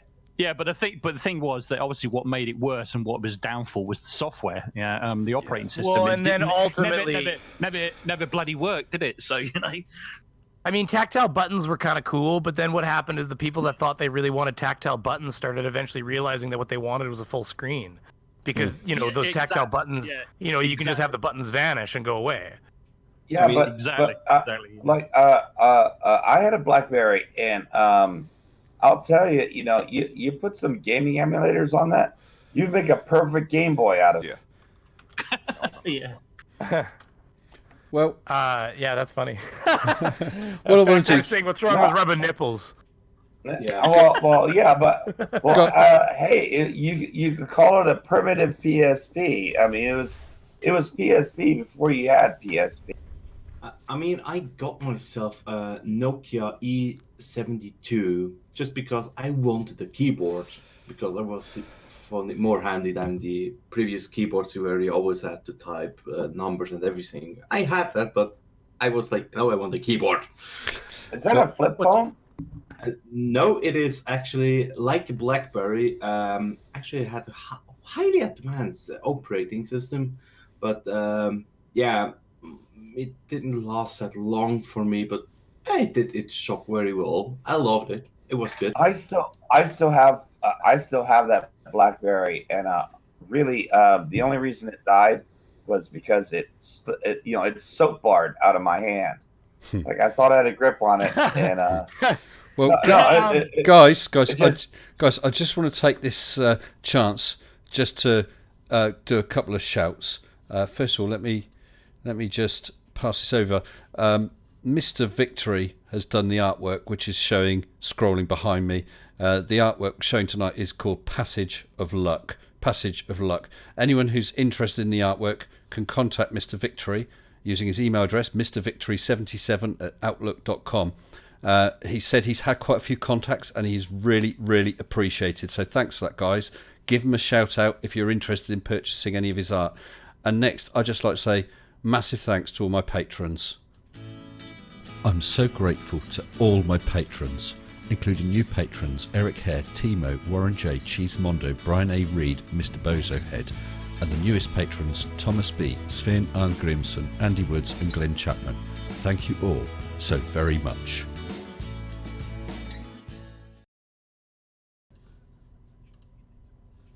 And we're back again. We're back again now. Oh, there he is. taking my weaknesses and turning them into my strengths. That's right. Yeah, exactly. I mean, we were previously talking about the balloon vote. Yes. I have actually my pick. Yeah. Hey, I did an entire stream. Oh, sorry. I thought you were done. You paused. Go ahead. My bad. Yeah, it's Brainy. So you can't pause for like 1.5 seconds, or else I'm coming in. Yeah. Brainy. Yes. How big are you, mate? Are we talking about penis size, or where are we stopping with this? No, Brandy, I would be very careful how you answer this. It could mean the difference between life and death. So be really careful how you answer this. I mean, I like to think that I got 3 legs. Oh wait, that's not what we're talking about. Sorry. No. I think it's 3,580 subs right now. No, that's not what I meant as well. We're talking about your weight. We were having a balloon. Oh no! We were having a balloon. I'm actually pretty good. I pushed my tummy out for the Nathan Thompson bit pretty good. I had to make it work. I'm not saying I don't have a spare tire there, but it's looking it's looking then as though It's looking then as though casual's going to be lunch. Discussion as to we're kind of what with the coronavirus, and the shortage of food, we were trying to decide between all of us which one would be the best one to eat straight away. The first one to eat. I can live for a little while off my stores. Yeah, or we can live a little longer off of yours. It's people like Nathan Thompson I'm worried about. If he doesn't get a food like every day, he'll just perish. Yeah. He'll have to eat those hammers. Like one of those video games where you turn your back on one of your dupes or something. You're like, "Why I had 10 a second ago?" He's the Slender Man. Slender Man. Do you remember that game, Slender Man? Slender Man is Robbie. That guy. As soon as somebody said Slender Man, I was like, "Oh my God, they're right." Robbie, yeah. His long arms swinging along like they're just swaying in the wind.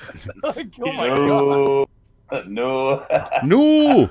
Oh, did I hear it? It was like a shattered glass when somebody said that. It was like it broke in my face. I was like, "Oh my God, it's right." So, Brainy, bringing us back on topic, without doxing yourself any more than you want to. I don't know what area of the world you come from. I'd have taken a guess as Canada, but just wondered how things are in your area with regard to the coronavirus and panic and what's in the shops and so on and so forth. Well, nobody has toilet paper in the world, so that's pretty much just straight up. Yeah. But as far as not to like boast in a little bit, but at the same time by telling the numbers, I kind of almost have to because it's just there's no way not to. Canada is doing probably some of the best numbers in the world as far as our ability to lock down the virus. Like, if you go back 5 or 6 days ago, for instance, like the numbers I have are old for this. So, I think we've tested 50,000 now, but I know that 6 days ago I had American numbers. So if you compared Canada to America, we'd tested 36,000 people for COVID, and I don't know if we're supposed to say that word. Anyways, we've tested 36,000 people, and America had only tested something like 25,000, and they have 10 times the population of us. Yeah, so America's pretty bad at testing level right now, aren't they? Well, and even you look at how many people, Mr. Atheist, saying I have all the signs of COVID, and again, goddamn Brainy, saying that I can't, he said, but I can't get tested. And then Philip DeFranco's show, I watched him on Monday or Tuesday, and he's pretty decent, reliable news. And he said that his wife became extremely ill on Friday and had all of the telltale signs, had troubles breathing, was body aches, just all the stuff, headache. And they took her down to ICU, and he said the very frustrated doctor was going like, "I would love to test her right now, but I don't have any kits."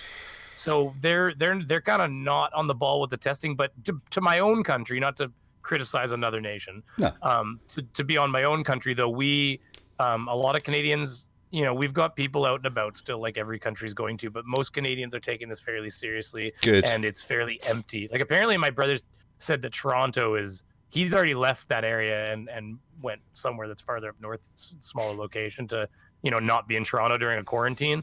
But he said that it was like a ghost town. Like people weren't on the streets, and we've only got 500, 600 infected countrywide, but it's starting to double now, right? Yeah. So, how quick. Well, I think the rate is expected to be about doubling every 4, 5, 6 days, something like that.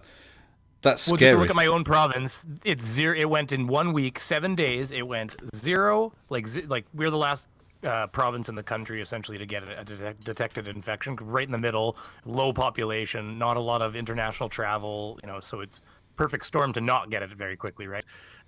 So we went in 7 days. We went 0, 1, 3, 4, 7, 15, and now we're at like 22. Yeah.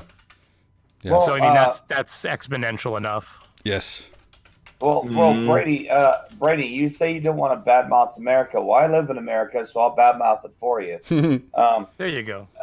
You can do it. That's your right. I don't want to. I don't want to criticize. You know what I mean? Like it's. I know. We're all in this together, so I just don't want to be negative about the deficiencies necessarily of another country's plan. Well, yeah, we got all these geniuses who they went out for spring break in Florida. I saw that. And Yes. and they had like 230 cases, and in 24 hours, 328 cases. Really? Well, but they're not even the ones that are going to be. They're going to take a week though. Those kids to get sick once they catch it. So what you're going to find is that 300 and something cases was from a week ago. So this is the thing that people have this. Well, but. Yes, but remember, you don't detect it. It has to incubate. For the average incubation time is 6.4 days from the time you get infected. No, so it's not even. These are people who've been tested. They've been tested. But you don't test people that don't have the symptoms, and you don't show symptoms for an average of 6.4 days. So that's what I'm saying to you. These people that have been tested that are showing up and detected, they're people that got sick a week and a half ago. And this is what we're trying to say to these people. They're saying, well, there's only so many people. Like my podcast partner, great guy, but he was this morning. He texted me. I said, what are you up to? And he said, I'm just woke up. I got to go get a haircut. I said, so you're going to go sit in a chair and let a human being breathe over top of you for 30 minutes or so? And he goes, what? There's 3 counties here. They haven't detected a single case. I'm like, dude, you just don't understand how it works. No. They're all around you. They're coming now. Like, it's just give the numbers some time. Yeah. And I said I didn't want to fight with him, so I just said, listen, I sent him a couple graphs. I said, I think you're not being, considerate to the other people. I said, yeah, you'll be fine, but there's grandmothers and there's aunts and uncles and there's people that are immunocompromised, and you're being kind of inconsiderate to your fellow Americans. I mean, even if you don't get sick, you're spreading it around. And any one of us in here could be infected. We really could. Yeah. I've got a headache. I've had a headache for 2 days. Now it might be because I've been up till 5 in the morning. Yeah, I mean, this is the thing. I think a lot of the governments are actually putting out the wrong message or doing the wrong things. I mean, personally, I think a lot of countries should actually be shutting down earlier and telling everybody to stay indoors. Yeah. Not just our government at the moment is saying that if you show symptoms, if you got mild symptoms, maybe just a cough, then to stay in for 14 days. But the thing is that you just don't know. That's the whole thing. I think personally, shut the whole country down, even if it's for a couple of weeks. Now, to all the people that think that they've maybe, we got sick a month ago, maybe we caught this already. Yeah. The only thing that I can say to that is, but the only thing I can say to that is that if you talk to even a young person, like somebody in their 30s that catches it, they interviewed a few like on FaceTime with their phones that were just getting better, and they say the same things when they interview them. They're like, this is not like a cold I've ever experienced in my life. The one woman was completely healthy, like just a nice healthy 30-something-year-old mother, and she said, like, I've been getting better for like a week now, and she said, I still have I get winded when I try to walk up the stairs. Well, Brady, so like it's severe. I had it in early December or in late December. I came down with it, and nobody knew what it was. You know you had it? Yeah, don't get me wrong. Some people and some people are extremely mild. There are people that have not even known they have it when they finally test them, and they're you have it, and they're like, really? No, the thing is that I'm not an anti-vaxxer. I'll just say that right now. But I haven't taken the flu shot for well over 20 some odd years. I don't get sick. I just don't get sick. I'm like my immune system is like Herculean, but this hit me, and oh my God, it hit me like a ton of bricks. And it was literally the body aches, the shortness of breath, the constant. I didn't sleep for 4 days, at least, until I got my coughing. No, I was like literally coughing every like 30 seconds. Every other breath was a cough. Most of my respirations were coughs. Interesting. Yeah, and I've heard it's hard to breathe. But just so in a nutshell, to my, I was looking at the news today for my country. We're only at 500 or so infections. It is starting to go up fairly rapidly in some locations, which is to be expected. But we're way ahead of other countries because we only have 500 infections or 600 infections like today, and we've been social distancing for the better part of a week now. And of course, we're going to be so far ahead of the curve. I could say in Italy, where they've really, really locked down, the rates are still climbing because people got infected. People were infected prior to that lockdown. So eventually, if you maintain that lockdown, it will peak and go back down, as has happened in China, to the extent that they've now got 2 months. Yeah, I know, big time lockdown, and with the best will in the world, even if Britain or America or Canada locks down, we're never going to be able to lock down like China locked down. No, and the other thing is, like, they're not expecting. Here's the thing that's crazy: is like they're not expecting this to just go away after we're done doing our little 1 month hiding inside and stuff, or 2 months, or whatever it ends up being here. All they're trying, yeah. So anybody who thinks that that's what's happening here, like once we're done this, it'll be like it vanishes and we can all come out and breathe fresh air and go hug each other. No. The reality is we are going to be living with this now until we have a vaccination formed for it, and until then. All we're trying to do right now is flatten that curve so that later when you do get sick down the road, and if you have a cytokine storm, if you're one of these people that gets, young people that gets, struck by lightning essentially and forms a cytokine storm from it, which is very life-threatening, they have medicine to treat cytokine storms. But if they're triaging people in the streets, they might not get to you in time. But if you come in and, everything's normal business, oh, here comes another COVID patient, put them in the COVID wing we've designated, and they have the medicine there for cytokine storms and they're ready for you, they can take care of you. But if they're overwhelmed and which person needs a ventilator more than the other, all of a sudden you start having a cytokine storm and they decide that you're not going to survive and they take your ventilator away from you. Yep. So that's the reality. That's all. It's frustrating because those people going out in spring break and you see these stupid fucking kids saying, if I get corona, I don't care. I'm partying. I'm young. I'm healthy. It's get a. But what will happen? What will happen? Yeah. That's where governments step in. I don't quite understand our government in that they're recommending people don't go to bars and so on, but they're not telling the bars and that to close. So what do they think the bars are going to be open for? But there are still plenty of people, especially I understand in London, who have still been going to the bars and just carrying on as normal. The dumbest people are the ones likely to go out. The ones that don't even believe in it, and they won't necessarily wash their hands because it'll be business as usual for them. Exactly. That's exactly what's happening. Hold on. That is exactly what's happening in London. People are not listening to advice at all. Yeah. And Boris Johnson was saying today that they're actually considering some tougher sanctions in London. They're actually considering shutting London down. Well. Let's just be clear. Let's be clear on that. A couple of days ago, he said we will take tougher action if we need to, and absolutely right. And as far as I'm concerned, that could include a formal legal lockdown and fines and police stroke army, whatever. But then that rumour went around the internet with loads of pictures. There was one I saw.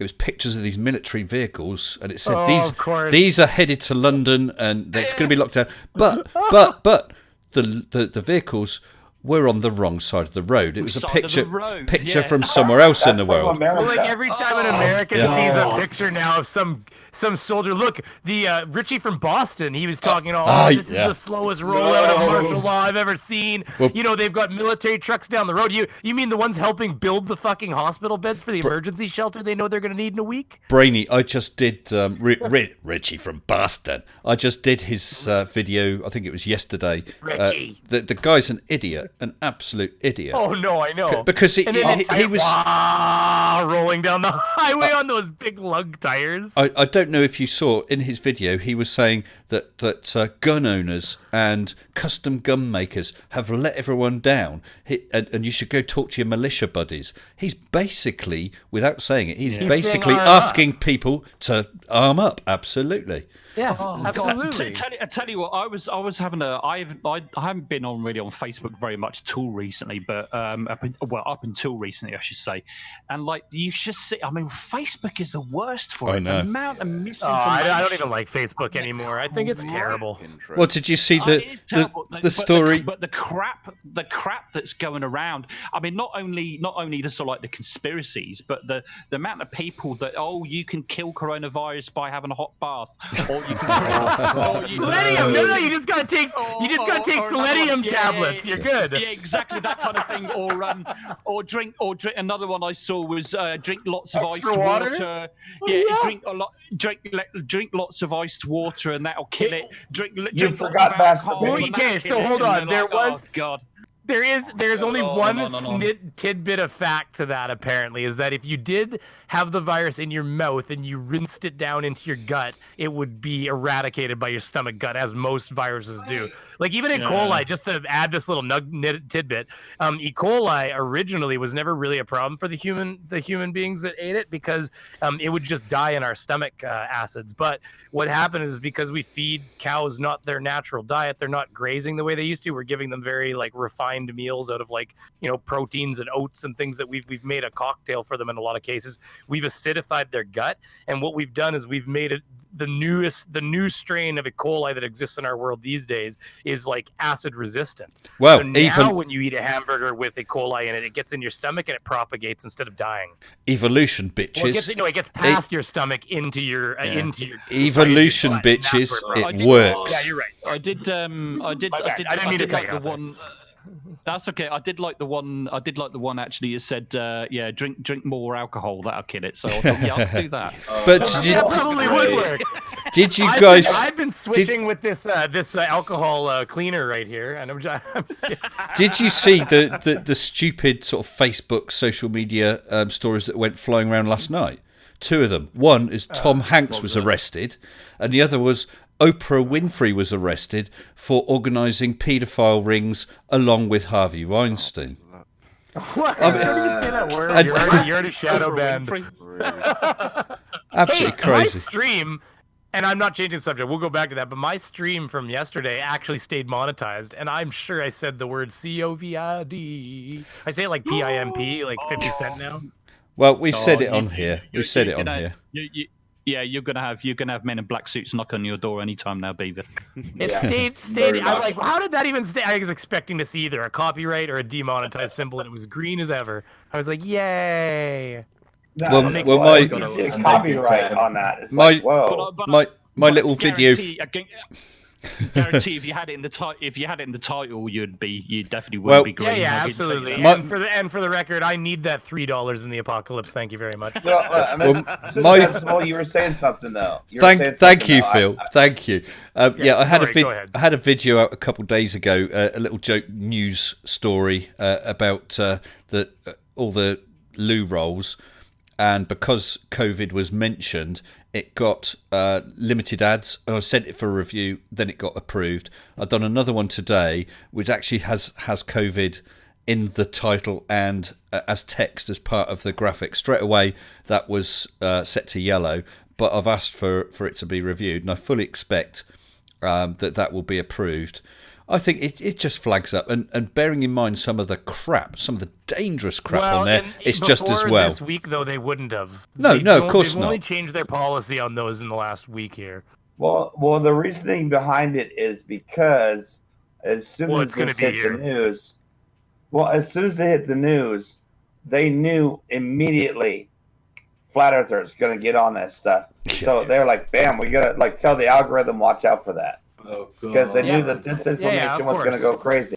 Well, of course, the 5G. Did you see my stream yesterday? Jesus Christ, the guy drives by a school, records all of the clearly HVAC vans sitting in the driveway with the fire panel van beside it, which is all very normal stuff for a school to have parked in front of it when the kids aren't in there. In fact, it's the perfect time for people to get in that building and not be afraid of getting infected by the 1,000 children in there. You know, like it's ridiculous. So I'm like, God damn it, it's HVAC. Oh, that's why they say they do fiber optics. It's like, why does the word fiber optics scare you guys? It's a cable. Like it's a fucking wire. It's science. Well, it's a glass cable with light shining down it. Yeah, like if I have a fiber optic cable in the back of my TV, I'm like, this is not high tech stuff, people. But they think that somehow fiber optic wire has to be carrying the devil inside it. It is magic. No, the explanation is very simple, and we all know this, and you'll know it as you'll remember it as soon as I say it. There's something wrong with that lady. Yeah, no shit. Yeah. Man, he broke quite good. Yeah, that laser is bending. Wait, fiber optic cable bend. Oh no, it's a bending piece laser. of work, Vlad. Vlad's a piece of work. Have you seen? Okay, so Vlad will leave me alone if I don't talk to him. But if I now go to him and say, "Hey, do you want to have a debate? Do you want to?" He will now harass me for the next month and a half. Oh, like, send it my way, please.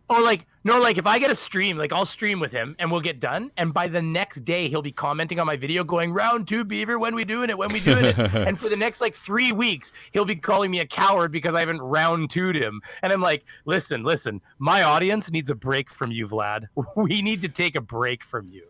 It's small doses with you, sir. No, Mr. Sensible, you gotta help me out with Flat Ferdinand. Flat Ferdinand. Oh no! You remember him? My God. No. No. Who's that? Is he a new plaything? They get his fish tank out. There we go. I guarantee you, I will destroy him. It'll be a 30-minute debate. I guarantee you, it won't last long. I will destroy him. I will devastate him. Well, we've got all these pretty pictures of Mr. Sensible now. All these pretty swan pictures of him. Oh God, Brainy. I don't know if you've seen Brainy, but I've issued a challenge to them. Actually, I'll speak about this now. I've issued a challenge primarily to Mitchell from Australia, who has taken that clip from the Fight the Flat Earth debate I had with him, claiming that I've admitted that the radius is different. Or I've also seen I've admitted there is no radius. I've admitted it's a flat Earth. Yeah, you're cutting over. I don't know why I'm not doing anything. Am I back again? He said that you said things you didn't. Absolutely. So I have. Well, yeah. I have put a challenge. I've put a challenge video up. Didn't he just cherry pick one little clip saying the most you've actually proved is that there isn't a curvature of 3.969 miles. That's yes, but actually, hold on, guys. Providing what you said is correct. That's right. Like but also casual. I said the best you have proved. Yeah. Exactly. And now he's claiming that I'm saying that it's a different radius and so on. So I produced this video. It's got that clip. He had then done a debunk of me. I debunked that, and I've used that clip as well. Now, I have said, because his videos are being mirrored all over the place, I even got grief from some lame-ass nobody channel with about 100 subscribers who just talk shite. Claiming all these things. So I've said, right, here's these two clips. Show me, with a little video, 30-second video, where in these two clips I have said this, because if you do, I will pay you £100. And I would pay him, because if I have said it, then I said it in error, it was a mistake, but I will hold my hands up and say, yeah, I said it. But I haven't. So I want to see him point out which bit is where he thinks I said it, so I can show him why I didn't. And so far, crickets. Well, not quite crickets. He has submitted a video. His video is the one I already debunked, which is why I put up this bloody challenge in the first place. So that don't count. And he's actually getting quite riled about this. And I've got quite strong with him in our DM messages. He has until Saturday midnight. Then it's open to other flat earthers and globers. So if anyone can see that I've admitted any of these things, please put up a video, enter it, and I will show whoever why I haven't. And I would rather have, for instance, you, Brainy, come in with a video and say, look, actually, Mr. Sensible, you said it because. I will try and defend against that. If I'm wrong, I'm wrong. But I don't think I am. But not a single flat earther has so far submitted a proper entry. They know they can't. So pretty as Natalie Portman. Okay. So what are we supposed to do with all these memes afterwards? I've not seen them. I don't think I've seen the Natalie Portman one, have I? Maybe I have. They've got Natalie. They got Black Swan. I think Oh, it's that you. one. Yes. I think it's FTFE as Natalie Portman, and it's you staring over his back, like going like, "Ooh, Yeah, baby." no, I think I have seen that one. Yeah, but man, they are really triggered. I don't know if they think, "Hey, this is a way we can twist things to make it look like this," or if some of them actually believe that I've said it. I don't mind them being rude. I don't. I don't well, think they live in well, I don't think mind. they live in reality. I don't mind them being rude. I don't mind them saying I'm stupid. I don't mind them calling me names. I don't mind them using stupid arguments. Yeah. But lying and saying that I'm saying something and I've said something, and he even claimed tonight, it's words from my own mouth. He won't lie about it because I said it. Well, Mr. S, let's put it this way, Mr. S. And sometimes the saying is like bad publicity is good publicity. Absolutely. And, I think if you're battling flat Earth in this community and you're a content creator, it's not a bad thing. No, that I know. take you out of context because it will get around other creators and things like that, and they're giving you attention. So it's just gonna push more people towards your channel, really, at the end of the day. Casual. Shh! Don't tell them. Don't tell them. Yeah, Mr. S though, Mr. S. Oh wait. Is it a spoiler to say that I tried it and nobody's getting near 100 pounds?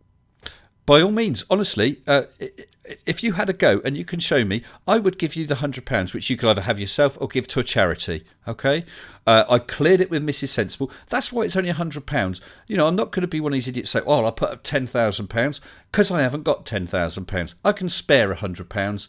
Well, I can because Mrs. I know you got it. Because I know you got it. It's just Mr. S. Mrs. S. won't let you. Exactly.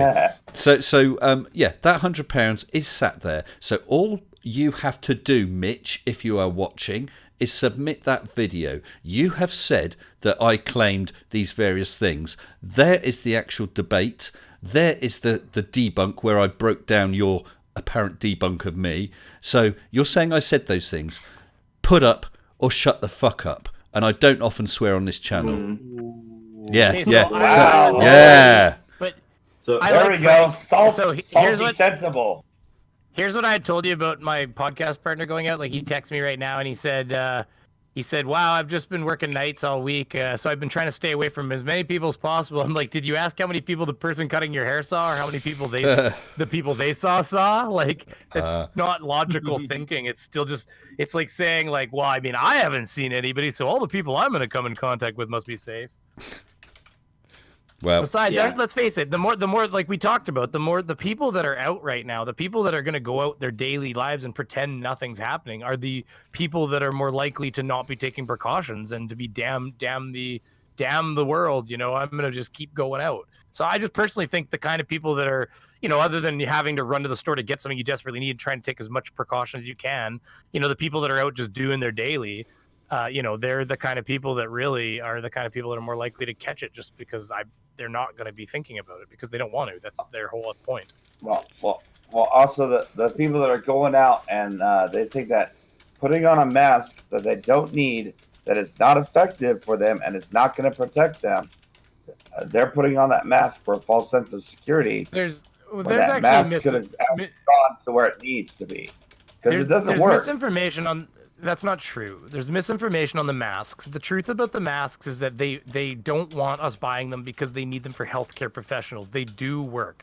The problem, here's the straight fact. No, honestly, here's the straight facts about the masks. The typical particulate, an N95 mask is 95%. Even if you've got one of the other ones that's 99.7 or something, then it's even better. But here's the thing. The reason they say they don't work is that most of the masks people are buying are not the proper N95 ones. Well, no, they're DIY masks. Well, there's those drape over surgical style masks, and have you ever noticed how the doctors don't have one mask on, they have two? They have the typical, they have the proper N95 that matches their face, and then they put another mask over that just to protect that mask. So, Brady, I'm going to take issue with that. I was saying, I read this out of things like we went over particulate sizes and everything, and the typical particulate that it's in, apparently the N95 masks will filter out, but You have to shave your face. You have to make sure it fits. It has to be the kind that pinches around your nose. Like, it can't just be a mask you toss on your face. Otherwise, you're going to inhale air around it, and it's not going to do its job. Well, I heard of someone who was on the TV using a mask and talking about it, and then pulled the mask off their face, scratched their nose, and put the mask back on. And then the other problem is, that's the other thing. Viral load will build up on the mask, and the other problem is they said if it's not on right, you'll be fiddling with it. And if you're fiddling with it, you're actually more likely to touch your face now. So it can actually make it worse in some situations. But it's not because the mask makes it worse, it's because your behavior will do it. Oh yeah, that's exactly what I was going to say to you. The reason why these masks are not particularly effective for this virus, I'm not saying for all viruses, is because the way it's actually transmitted is usually because you touch your face and you just hit on it there. Is the mask is really it's not floating around in the air. Well, but they did talk to him. Hold on. That's not true though. Hold on. I got this from at least 2 health professionals. One of them being my sister. And it's not floating around in the air. The only time you're going to get it is like, hold on. Yeah, let him finish. Let him finish. The studies just came out. That's not true. Yeah, it survives for 3 hours in the air. Well, guys. Guys, just let Casual say it, and then you can respond. That's fine. Go, Casual. One at a time now.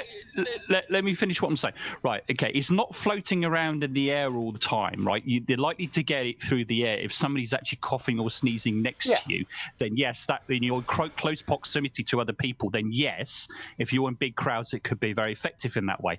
However, the virus itself is not airborne. It's not floating around in the air all the time. Now, I've got this from health professionals. I'm not just plucking this out of thin air. Well, you're talking about versus ones that actually become airborne, where if they're sitting on a surface, they can just pick up and lift off and go into the air. Absolutely. That's the difference. Yeah, of course. Yeah, I mean, that's a true airborne disease. Yeah, but that's the thing about COVID-19. It's very, the way it's transmitted is very, very similar to the common cold or the common flu, and that's how it's transmitted, is by people touching each other. You touch door handles and all the rest of it, and then that's where you're actually touching things like your glands. It could be your eyes, your nose, your mouth, even your ears, and that's how it can actually get into your, or even digesting it into through food and that you might touch and things like that as well.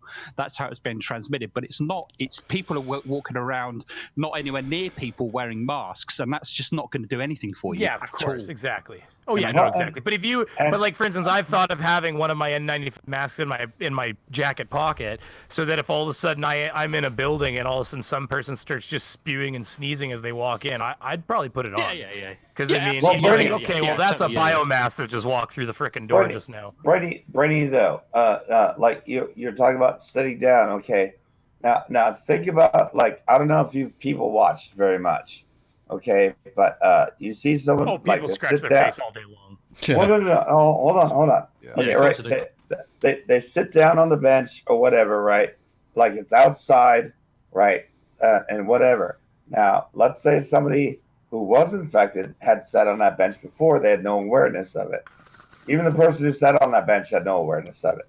But when people stand up, at least in America, especially outside of a Walmart, they stand up, and what do? They dust their butt off with their hand, and then right to the face.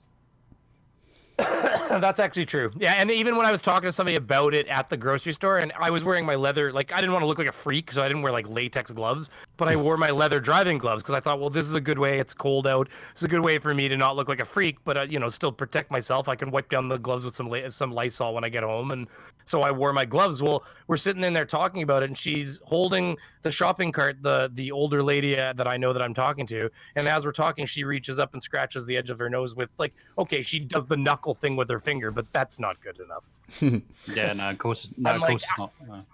And I had to scratch, and eventually, I lifted up my shirt, and I brought my face right into the inside of my shirt, and I scratched myself like that with like layers of fabric between me and my glove and stuff like that, and then I didn't inhale while I was doing it, just to be, you never know, maybe it's on your glove and you suck it through the shirt. It's not exactly a filter, a proper filter. You know what's a funny thing though is, like, they say, okay, like if you got a cough or sneeze into your elbow. And so what were they saying before? No handshake. Shake hands with elbows or something? Elbow bumps. Yes. So basically, I think the best thing is honestly the foot. I think the foot thing was the best idea if we're having a global problem like that right now. You just go up and but at that point, I think honestly, just keep your hands in your pocket and I'll nod at you. Yeah, I was just going to say that. A nod. I think we all got to figure it out. A nod's as good as a wink to a blind horse. Like, I don't even want to, Exactly. I don't even, I'm not being panicky. I'm not afraid that I'm going to get sick. Although, like I said, if you get sick and you had a bad reaction while the hospital's overloaded, I mean, the dice gets tossed in the air at that point. It's the coin's in the air flipping. So, but I don't want to go to a friend's house because I don't even know, unless they were really good friends and I know exactly where they've all been and I can ask him. But even my other friend, I don't think that the one friend I have that I'd love to hang out in his basement is smart enough not to be going out. Well, you gotta know your friends. The thing is, even if they're careful, the more people you see, the more chance there is of you picking up something. Exactly. Yeah. So, I mean, we're just self-isolating. We're not panicking. We can still talk on the phone. We can FaceTime. I got all the FaceTime. things I need. Yeah. We live in the technology world. It's a good time to be stuck in a house. Let's face it. Yeah. Yeah, well, I read a brilliant thing how our grandparents were called to fight in a war, and we're called to sit on a sofa and watch Netflix. I mean, it's not really any comparison, is it? Yeah. Hashtag. What is it? Hashtag with me. Listen, guys. Hashtag with me. Hey, you didn't hashtag this. You should have hashtagged it with me. Guys, listen, I'm gonna wind up now. We've been going for 2 hours. It's absolutely great. So, as normal, I'll do my give everyone a chance for a final word. I'll start from the bottom tonight. So, philosopher, that's you, pal. Would you like to say a few final words? Or not? Yeah, sure. Sorry, no. Push the talk and all that. Just simply stop with the panic buying and don't buy a mask. What I wanted to say earlier was that masks don't really prevent you from getting it so much as they prevent you from spreading it. That's more what they're for. That's what they're designed for. So don't take this away from health professionals because supplies are running short. So leave those so that, they can't be produced fast enough. So just let them get it. Don't be panicky.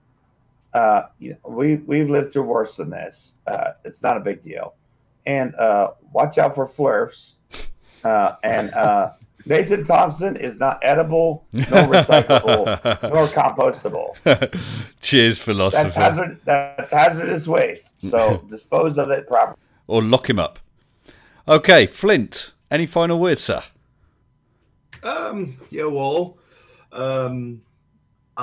Just so everybody out there, hang in there. I know it's currently stressful, and I'm also suffering from this. I have headaches, I have stomach issues, and just saying, find somebody to talk to your relatives, talk to the flatmates, whatever it is there. You need to be open about it, and it is something that is it is the topic from all of us. Be sensible and just try to live a normal life with minimalize social contacts. That's all. Okay, well listen, I hope you get better soon, Flint, and it's good to catch you on the stream again. You're always welcome, as you know, and of course you, philosopher, but you knew that anyway. And well, you said catch him on the stream. There's so much innuendo there. Casual. Well, okay. I think the biggest message, I think I said it earlier on, is that I think in times like these, this is really where you want to start thinking about, your sense of community. Is not just our community within the flat earth, but also your own local community as well. Look out for each other. And for instance, like I said earlier on, I ended up with something about 50 odd toilet rolls, and we probably got more bleach we actually need. So I wouldn't everybody see anybody stuck. If somebody's stuck with anything that we've got a gluten of, just think of people that might have a shortage of what they actually need. If you can spare it, then please. Don't be selfish. Don't be individual. This is what it's about now. It's not just about the individual. It's about everybody. The whole world's been affected by this, to one degree or another. Really just look out for each other. And really, one of the biggest things I would actually say is just listen to the health professionals. They're the ones that do know about these things. Yeah. Listen to them. Listen to advice. Stay, try and distance yourselves from people, even the ones you know and love, but at the same time stay in contact. We live in an age of technology that allows us to stay in contact all over the world, no matter where you are. So use that. Don't be strangers. Keep talking to each other. And above all, if you need help, don't be afraid to ask. Don't think that it's all looking out for looking out for ourselves. We need to look out for each other. So also ask for help and offer help. That's all I say, really. That's cool. That's There's some wise words there, pal. Definitely follow the official advice, not Facebook crap. Okay. Well, listen, exactly, casual. Please, social media, it's got its uses, but wherever you see on social media, please take it with a pinch of salt. Please, please, please. Yeah. Well, casual, I will be in touch when me and Jim look to do another stream. Okay. Yeah, cool. Yeah, definitely. Brainy, we've put... I did, and Colon as well. And actually, for you, Casual, and for you, Philosopher, we put links to your channels have gone up in the live chat. But Brainy, thank you. You're very welcome, of course. Brainy, it's good to talk to you. It's really strange when a creator who I've watched, you recognise the voice, and suddenly you're talking to it. It feels really odd. Oh yeah, I mean, you're the bigger creator than me now, technically, aren't you? I don't know. I don't know. You're like 600 or so, 650 ahead of me right now. Okay. So I've caught up to Radical a little bit, but now you're kind of still ahead of me. I gotta get there. My target is to beat Sleeping Warrior, because he said he wouldn't. He originally said, I won't do a debate with you because I don't want to give you the publicity. So I want to beat him so I can say the same to him. Yeah. Anyway, come on, guys. I'm not sure. I'm not sure. What is his channel size? He's about 300 ahead of me, I think. I'm catching him. Him. So you anyway, get him. Do you have any final words for everyone, Brainy? Other than I haven't got a video out for this week. I don't know, just with all the stuff going on with my family on the other side of the country, I just didn't mentally get around to it. So I'm going to be a lot of alone time. So probably have a video out for next week, but I am streaming more, and with the whole stuck inside, I'm going to try to do my part by helping provide maybe a little bit of time to laugh and all that stuff. So if you haven't checked out my channel, check it out. And other than that, yeah, I mean, thanks for having me on. I appreciate you guys inviting me. No problem. You're always welcome. And it's great to talk to you. Thank you very much, my pal. And Andy, last but not least. Yeah, just help a friend, help a neighbour. A little goes a long way. If you can knock on the front door or the window, you don't have to have direct contact with them. Just say, do you need anything? Do you want anything? It's not about money. It's not about anything. It's just about helping people and looking after each other. And thanks for the stream, Mr. S. Cheers. Oh, you're very welcome, Andy. Very welcome. And you're absolutely right. We've got to look out for each other, haven't we, pal? Okay, listen, thank you. It's been great having you on here, okay? Thank you. I'm going to drop you back in the live waiting room with the others, and I'll pop in just a minute, okay? So thanks a lot. Cheers. So, everyone, brilliant stream. Really enjoyed it. That was a lot of fun and a good chat about a very serious subject. And I hope we've had a few laughs as well. I really, really do hope that you all keep well. Look after yourselves. Look after each other. And we'll do this again. We'll keep in touch. It's a good way to lighten the load, cheer up a day. I don't know. We'll have some fun. So thank you once again. I've got a live premiere out tomorrow night, I think at 21:15, where someone's going to get a roasting. It was fun doing it. I enjoyed it. So I hope you will join me and enjoy that tomorrow. So I'm going to say good night. Thank you very much, and stay sensible and transition. Good night.